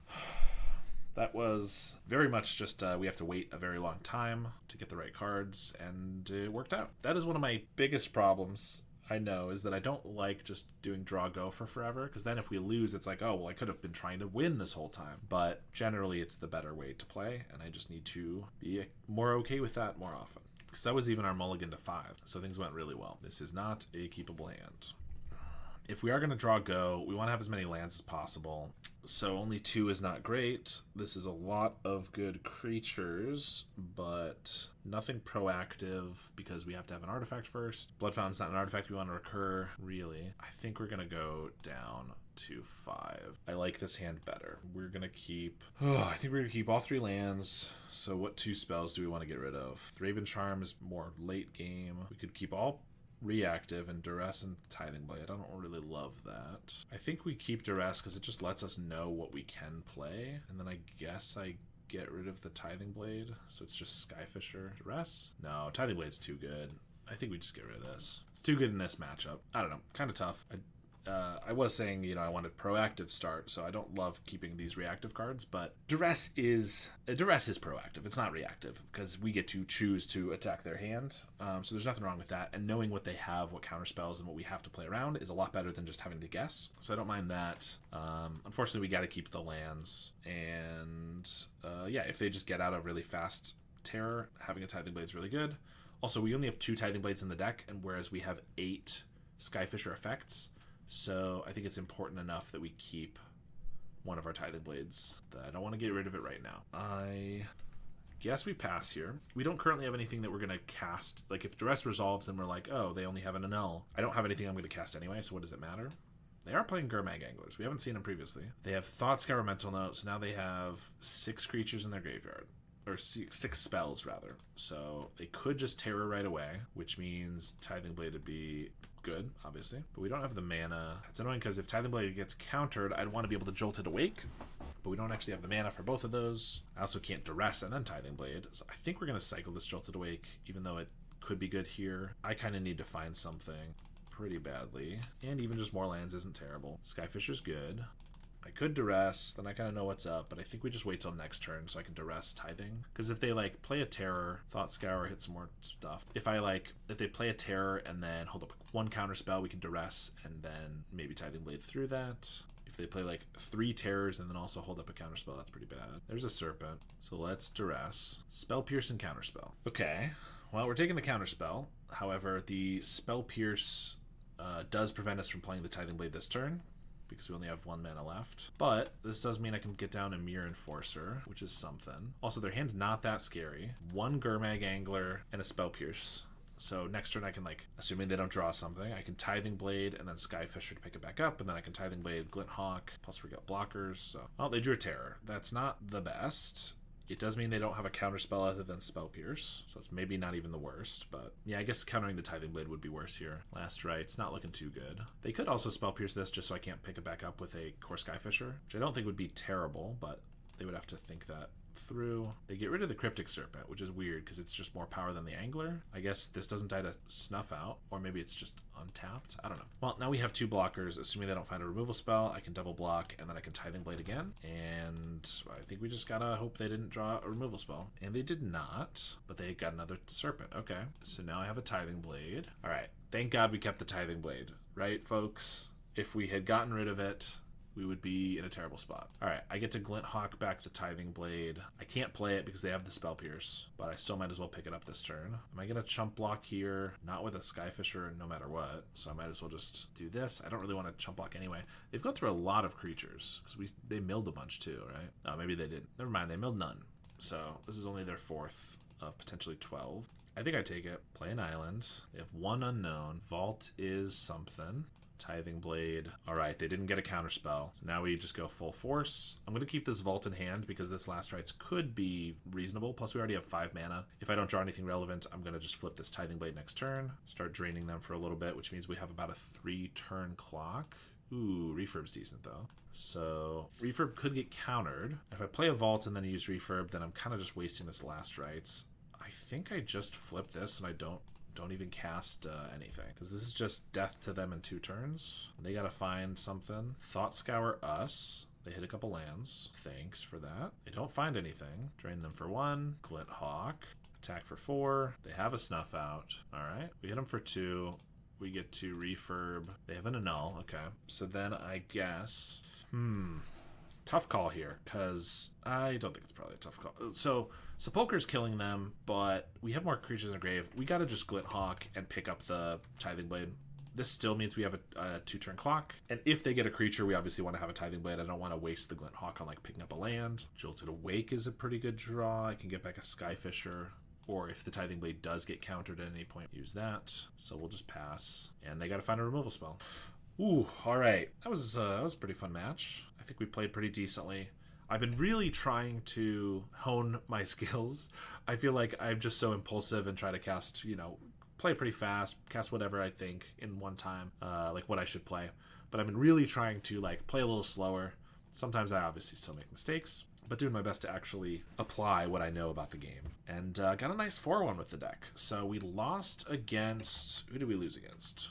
It was Mono Red Madness, I believe, and that can be a tough matchup for sure. We got a little unlucky. We also just didn't find the right cards.